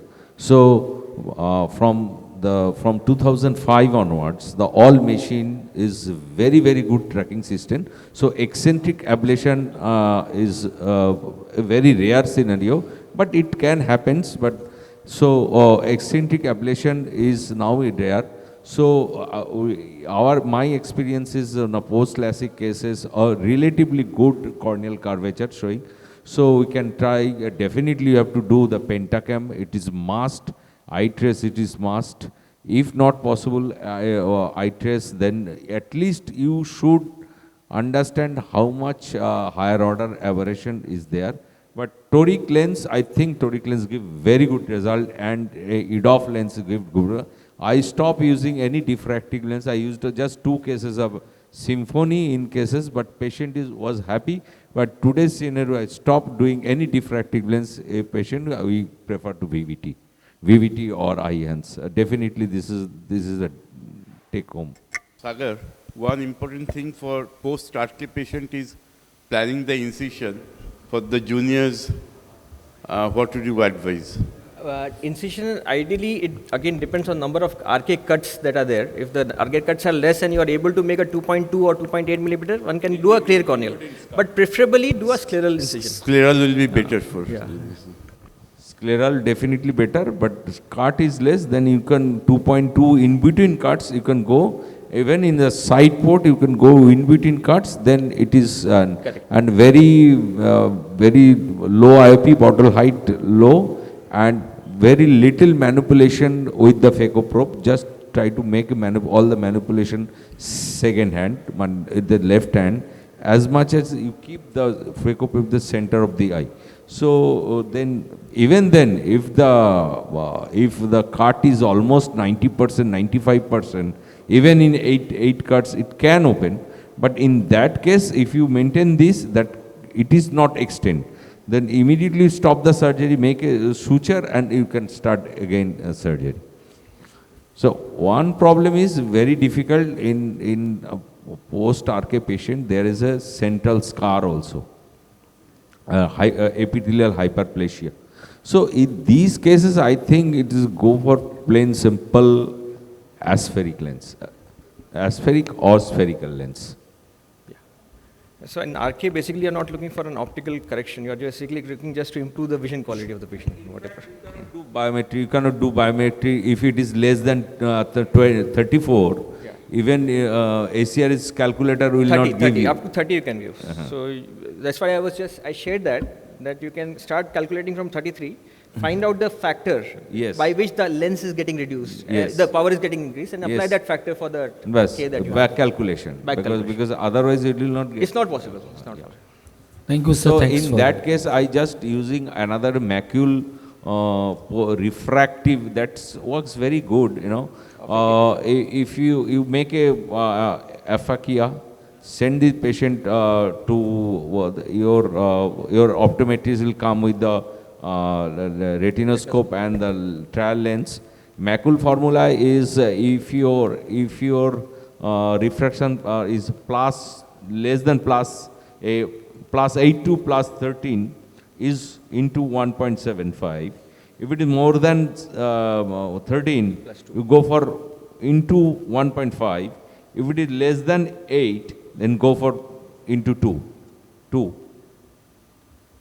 Preferred particle height, right now, I mean, we recommend in terms of IOP, so we usually do at around 20 for RK patients, 20 to 25. That's more than sufficient, and keep the parameters as low as possible. But in spite of doing everything, be prepared for the RK incision getting opened. Usually they open at the base, and it's very easy to just suture it off and continue with your surgery. Thank you, sir. Thanks for a wonderful talk. We'll move on to the next talk. May I request Dr. Mona Vargham, madam? She is a senior consultant resident in Kolkata. She will deliver the talk Phaco in corneal scar. Over to you, ma'am. A very good afternoon to everyone. I would like to thank OSWB and Dr. Sumanna for this opportunity. So after the two vast discussions on two vast topics, I am going to deal with a simpler one, cataract surgery in corneal scars. So the pre-op assessment begins with the binocularity of the patient, or it's a monocular patient, the best corrected visual acuity, the ambulatory vision of the patient, the type and location of the opacity, the status of optic nerve head and retina, the visual potential which can be determined by doing a PAM examination, and to identify the need for any additive procedures like optical iridectomy or sphincterotomy which might be needed intraop. As this RGP over refraction has been already dealt by Dr. Sagar, so I am skipping this. IOL power calculation is another major challenge in coexisting cataract and opacity. So accurate axial length measurement can be done by optical biometers which give the axial length along the visual axis, by A-scan ultrasonography, or by B-scan in rare case scenarios for measuring the axial length. The second major problem is measurement of the corneal power, which is often erroneous.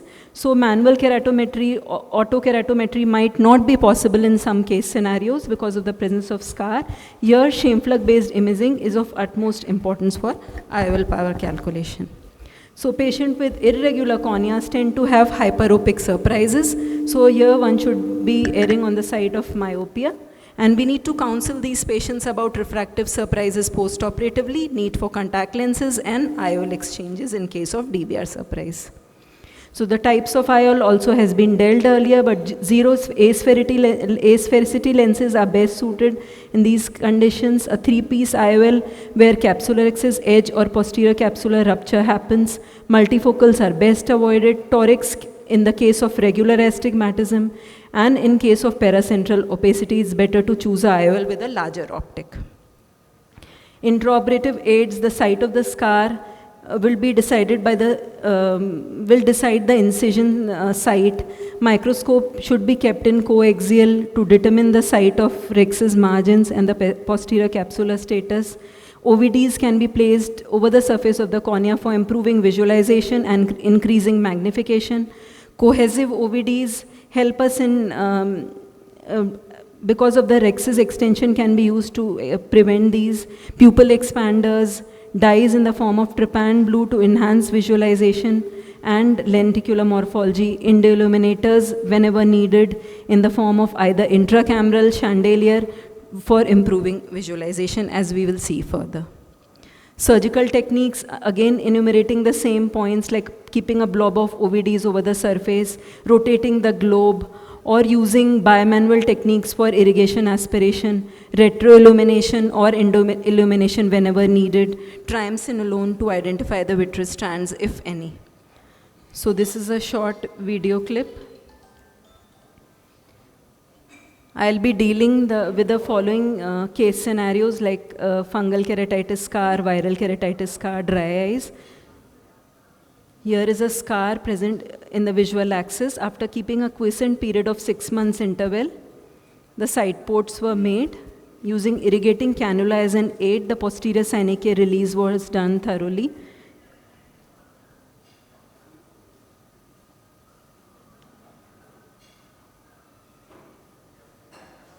The posterior attachment to the posterior surface of the cornea was released using scissors. Irix hooks were applied. After trypan blue staining, the rhexis was initiated and completed using scissors and rhexis forceps. The rhexis was enlarged using rhexis forceps here.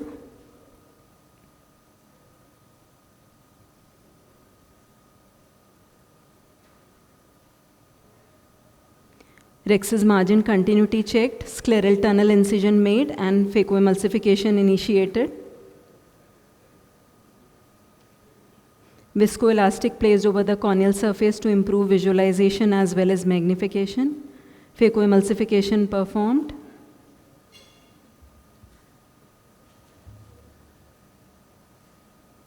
Here, retroillumination of the microscope was used to complete phacoemulsification as well as for epinucleus removal, which was quite challenging.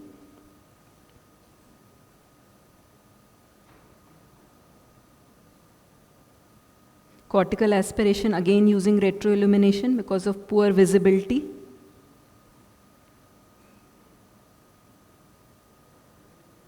Here again the rhexis margin were identified using retroillumination and IOL placement was done. Watertight wound closure, this post-op visual acuity of 6.9 with minus 1.5 cylinder from counting fingers.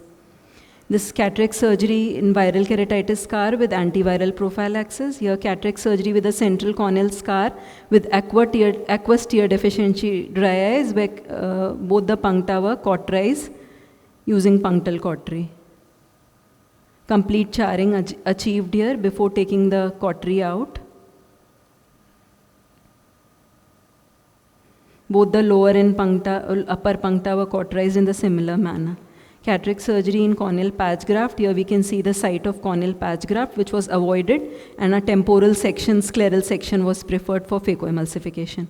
To conclude, adequate treatment of ocular surface issues like MGDs, inflammation prior to surgery, adequate biometry using shame plug imaging devices, adjunctive treatment should be planned like punctal plugging, cautery or excision of the lax conjunctiva, intraoperative measures as we already saw, avoiding excess irrigation, avoiding the site of scar, using pupil expanders, use of capsular stains, viscoelastic over the surface to improve visualization, endoilluminators and retroillumination of the microscope for better visualization, avoidance of premium IOL and achievement of watertight closure for wound suturing, counseling for the need of RGP lenses later in the presence of scar and DBR surprises. Thank you very much. Great surgeries, ma'am. And may I please ask Dr. Shubhata Pal for his comments? Mona, Dr. Mona, excellent presentation. I just wanted to learn how, when you are using the illumination with the site illumination, how do you ask the assistant to place it on the sclera or? Yeah, if it's from the side port inside, then I held it. If it's from outside, the sister assists. Wherever I ask her to keep, because I am using both the hands, so the assistant will help in placing wherever, whichever site I will tell that I am better comfortable. And for that much of scar, the video you showed, would it be prudent to do a SICS or because you are not sure your rhexis is complete or not, or you still advise to do phacoemulsification? No, actually, whichever technique surgeon is comfortable. If I am comfortable with phaco and I feel that the cataract is not very dense and I can manage, then I continue with phaco. Otherwise, even SICS can be done, no issues. Whichever, it depends totally on surgeon's comfort levels and skills, whether he is comfortable. Otherwise, whichever technique suits the best. And I use endoilluminator or retroillumination throughout for seeing the rhexis margin, so that I am not, and I use a 3-piece IOL in such case scenarios. I pre-plan and choose a 3-piece IOLs in such where I am doubtful whether the capsular bag integrity is not complete and I need to place it in sulcus. So I pre-operatively plan a 3-piece IOL. Thank you. One tip is probably not to leave the rhexis when you are under the scar. You have to continue. Because if you leave, it's very difficult. To again grip the rhexis, hold the rhexis. Yeah, thank you so much. Thank you, sir. Thank you for your nice inputs. It's a I think with due respect to ma'am, I think it's a traditional learning. Whenever scar is there, retroillumination is the best. And you have the chandelier illumination, you can use the chandelier illumination too also to enhance the surgery. Anyhow, we'll move to the next talk. We'll have with us, can a slide please? It's an honor for me to just invite Dr. Rishi Swarup sir from Hyderabad. He is the medical director and chief surgeon of the Swarup Eye Care in Hyderabad. Can I have slide, please? So this is the surprise of the morning. We have another excellent talk from Dr. Rishi Swarup. He will be talking on cataract surgery in post-keratoplasty eyes. So thank you, sir. Over to you, John. sir. Thank you. At the outset, I'd like to thank the Ophthalmological Society of West Bengal and my dear friends Rupak, Sumana and John for involving me in this wonderful conference. And it's nice to be here with Dr. Geeta and Bhaskar, who were with me at Chankanetralaya when I was training. So the topic which I'll be talking to you about is kind of a continuity of this session. I think it's a very nicely designed program in a very compact way. And I'll be talking to you about cataract surgery in the setting of keratoplasty. So when you talk about cataract surgery in the setting of keratoplasty, either we're talking about cataract surgery after keratoplasty has been performed, whether it's a full thickness or a lamellar graft, or if it's a surgery where we are combining the keratoplasty with the cataract surgery, which is a triple procedure, which could be penetrating DALC or endothelial keratoplasty triple. So we'll cover both these scenarios quickly. So when we talk about cataract surgery after a corneal graft, like Dr. Mona alluded in the previous talk, the technique really depends on what the surgeon is most comfortable with, what you can do most atraumatically to the cornea. Please go ahead and do that. So if ECC works for you, please go ahead and do that. If it's SICS, I think that's a great option for many of these kind of difficult eyes. And if you think you can go ahead with a phaco, then certainly go ahead and do a phaco.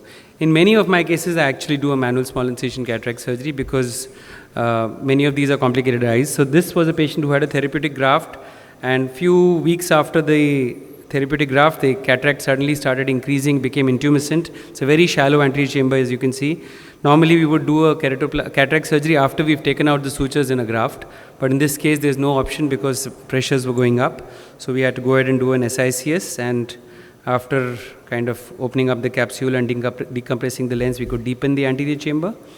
And of course, rest of it is like any other regular SICS. So in this particular case, I like to use the Blumenthal technique because in my hands that works best, and it doesn't really prolapse the entire nucleus into the anterior chamber. You can only prolapse the superior pole, and then you can displace the entire nucleus. In this particular case, I've taken out more than the superior pole, but in most cases, just taking out half of the nucleus into the superior part of the anterior chamber, and then you can just depress the wound and take out the nucleus, like is being shown here. So, and it doesn't really disturb the graft-host junction if your graft is not very big. You can try and enter outside the graft. What about phacoemulsification after a keratoplasty? So some things have to be kept in mind. One is about your incision. So you want your incision to be located in the host cornea and not in the grafted cornea. So if your graft is eccentric, try to go to a location where you have more peripheral cornea. Try to make as small an incision as possible and try to enter outside the graft. So if need be, you have to do a scleral tunnel if you don't have much working space outside the graft. And be mindful, and same principles have to apply to the anterior chamber paracentesis as well. You have to protect the endothelium at all costs, so you can use a soft shell technique, which is a combination of dispersive and cohesive, or you can use one of the newer viscoadaptive OVDs like chondroitin sulfate. So when you're doing the phacoemulsification, essentially you want to do slow motion phaco. It's a precious endothelium, so you want to direct the phaco energy away from the endothelium. Do in the bag phaco. Hyper settings can be used to minimize the effective phaco time, and intermittent injection of viscoelastics is very important. IOL calculation has been covered in great detail in the previous talk, so the same principles apply to any irregular corneas. And if your topography is showing that the cornea is fairly regular, then you can certainly choose toric IOLs in many of these cases as well. One important point to remember is in post-graft eyes in general, avoid multifocals. I would even avoid EDOF lenses because these patients already they have some element of irregular astigmatism and loss of contrast from the cornea, and adding to that, if you're going to put these lenses which are known to cause photic phenomena, you will most likely end up with an unhappy patient. So as far as possible, go for a monofocal lens, and again avoid a hydrophilic acrylic lens. If you're in the lens material, you can go for a hydrophobic acrylic. Reason being, many of these patients sometimes may require an endothelial graft, so air bubble will have to be left in the anterior chamber for a while, and air, when it comes in contact with hydrophilic acrylic material for a prolonged period of time, can cause calcification of the lens, which can interfere with the visual performance of the lens. Toric IOLs, like I said, can be used, especially if there's regular astigmatism, but you have to be mindful that all the sutures should have been out for at least a few months. If the patient is a happy RGP lens user and they're happy to continue using RGP lenses afterwards, then don't put a toric lens, because IOL-induced cylinder cannot be corrected by an RGP. Also, there is an option of piggyback toric lenses. So if you're not sure what kind of result you're going to land up with, you can go ahead and put a regular monofocal, and for the residual error, you can go ahead and put a piggyback toric in the sulcus, and that again works very beautifully. So this is just one case example of a patient who had a keratoplasty. You can see there's a significant amount of astigmatism, and we did a toric lens and we got a good outcome. Sorry, the post-op topo is not there over there. I think this is the same patient, yes. So we're just doing a scleral tunnel entering outside the graft, and this is a patient who had a deep lamellar keratoplasty.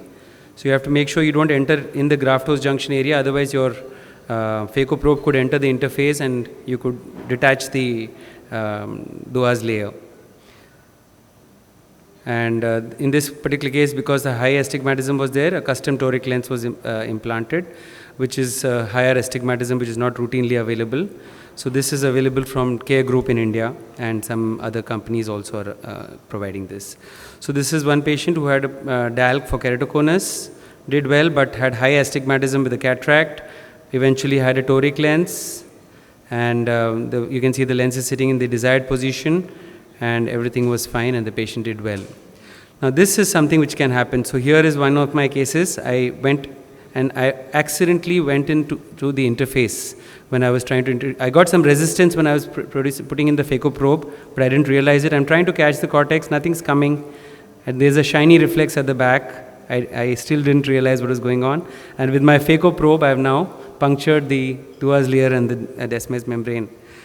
So that can happen, and this is totally avoidable. This patient eventually required an endothelial graft after an anterior lamellar graft, but eventually did do well.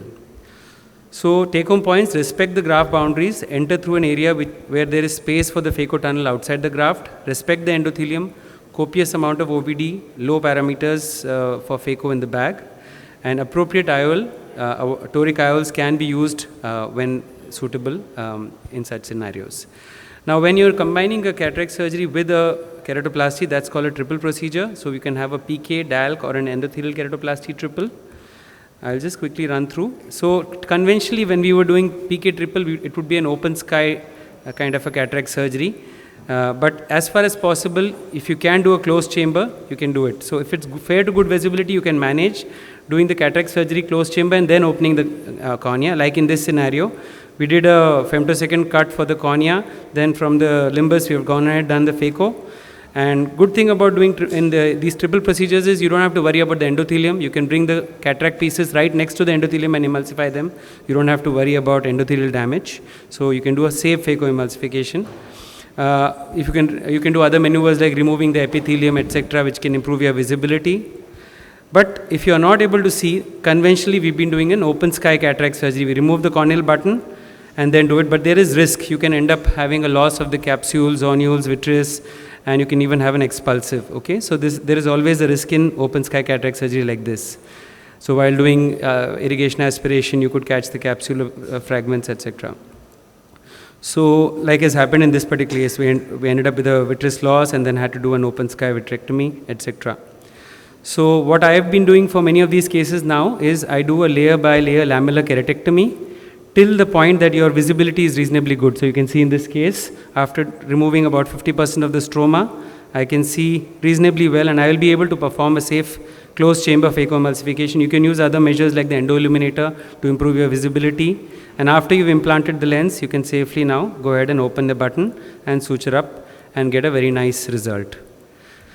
In DALC also, you can take out the stroma then with just the Duas layer, you can go ahead and do the phacoemulsification and implant the lens and then put your button in place. So it can be done, although it looks a little unsafe, but the Duas layer is quite tough. Endothelial keratoplasty triple is required when you have a condition like a Fuchs or a bad endothelium along with a cataract. So some of the principles to remember is you do the cataract surgery first and then the endothelial graft. You can remove the epithelium to improve your visibility. Try to avoid using dispersive viscoelastics because they can stay in the AC, coat the endothelium and stay in the interface of your new graft, which you don't want. Okay? So in this case, we are doing a DSEC with a triple procedure. And in this particular case, we are doing a DMEC with a triple procedure. Principles remain the same. Avoid hydrophilic acrylic lenses in any case where you're doing endothelial keratoplasty along with it because the air bubble can cause emulsification, calcification of your intraocular lens. So principles of EK triple, cohesive viscoelastic, DM stripping not necessary. You could go ahead and just put the graft in. When you strip the Descemet's membrane in a post keratoplasty eye, sometimes you can open up the graft host junction. DMEC, if you're using, the IOL power can just be emmetropia, but if it's a post-DSEC, along with the DSEC or post-DSEC, then you have to aim for slight myopia because the DSEC lenticule does cause a hyperopic shift. So to conclude, cataract surgery in the setting of keratoplasty requires special attention and special modifications to standard techniques to have a safe and effective outcome. Closed chamber phacoemulsification is possible in almost all cases of triple procedures with special maneuvers. Pay attention to selection of IOL power, material and design. Respect the graft or endothelium when performing cataract surgery after any keratoplasty. Thank you. Thank you so much, sir. It's a feast to the eyes. Excellent surgeries. May I request Dr. Sudipta Mitra for her comments? Face and have put the parameters, the fluidics need to be carefully monitored. So these points are very well covered. Of course, you need a cataract cornea surgeon next to you when you're going with a triple procedure as such. What I would like to actually ask you, you just mentioned that in case you are not doing a toric IOL, you can always go for a piggyback correction later on. Yes. Yes, they do. I have got some experience with piggybacks. But sir, when we're doing in a patient with a keratoplasty patient, so already I think the endothelial count is not always that good. Yeah. So how do you, yeah, so any second intervention will cause some amount of endothelial loss. That's a very valid point, ma'am.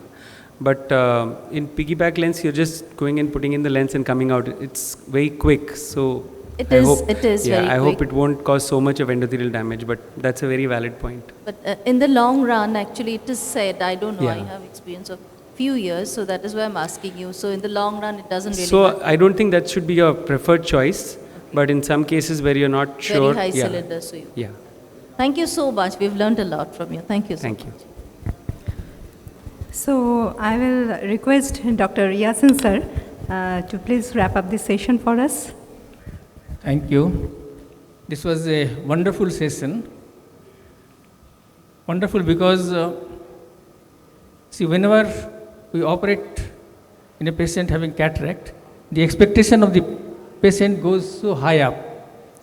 Many of the times I have seen that the patients are not aware of their corneal problem or corneal opacity, and it is very difficult to convince them that their post-operative vision may not be as good as he or she may expect.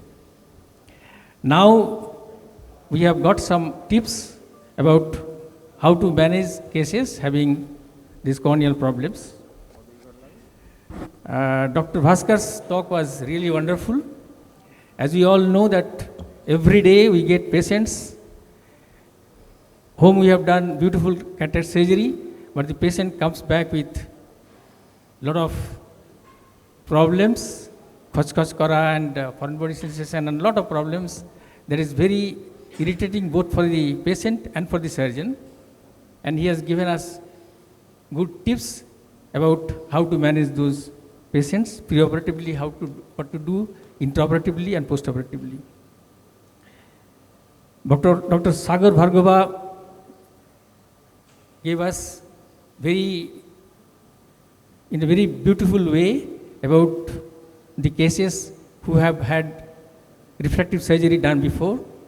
Thanks that now there are new machines that has made our work easy.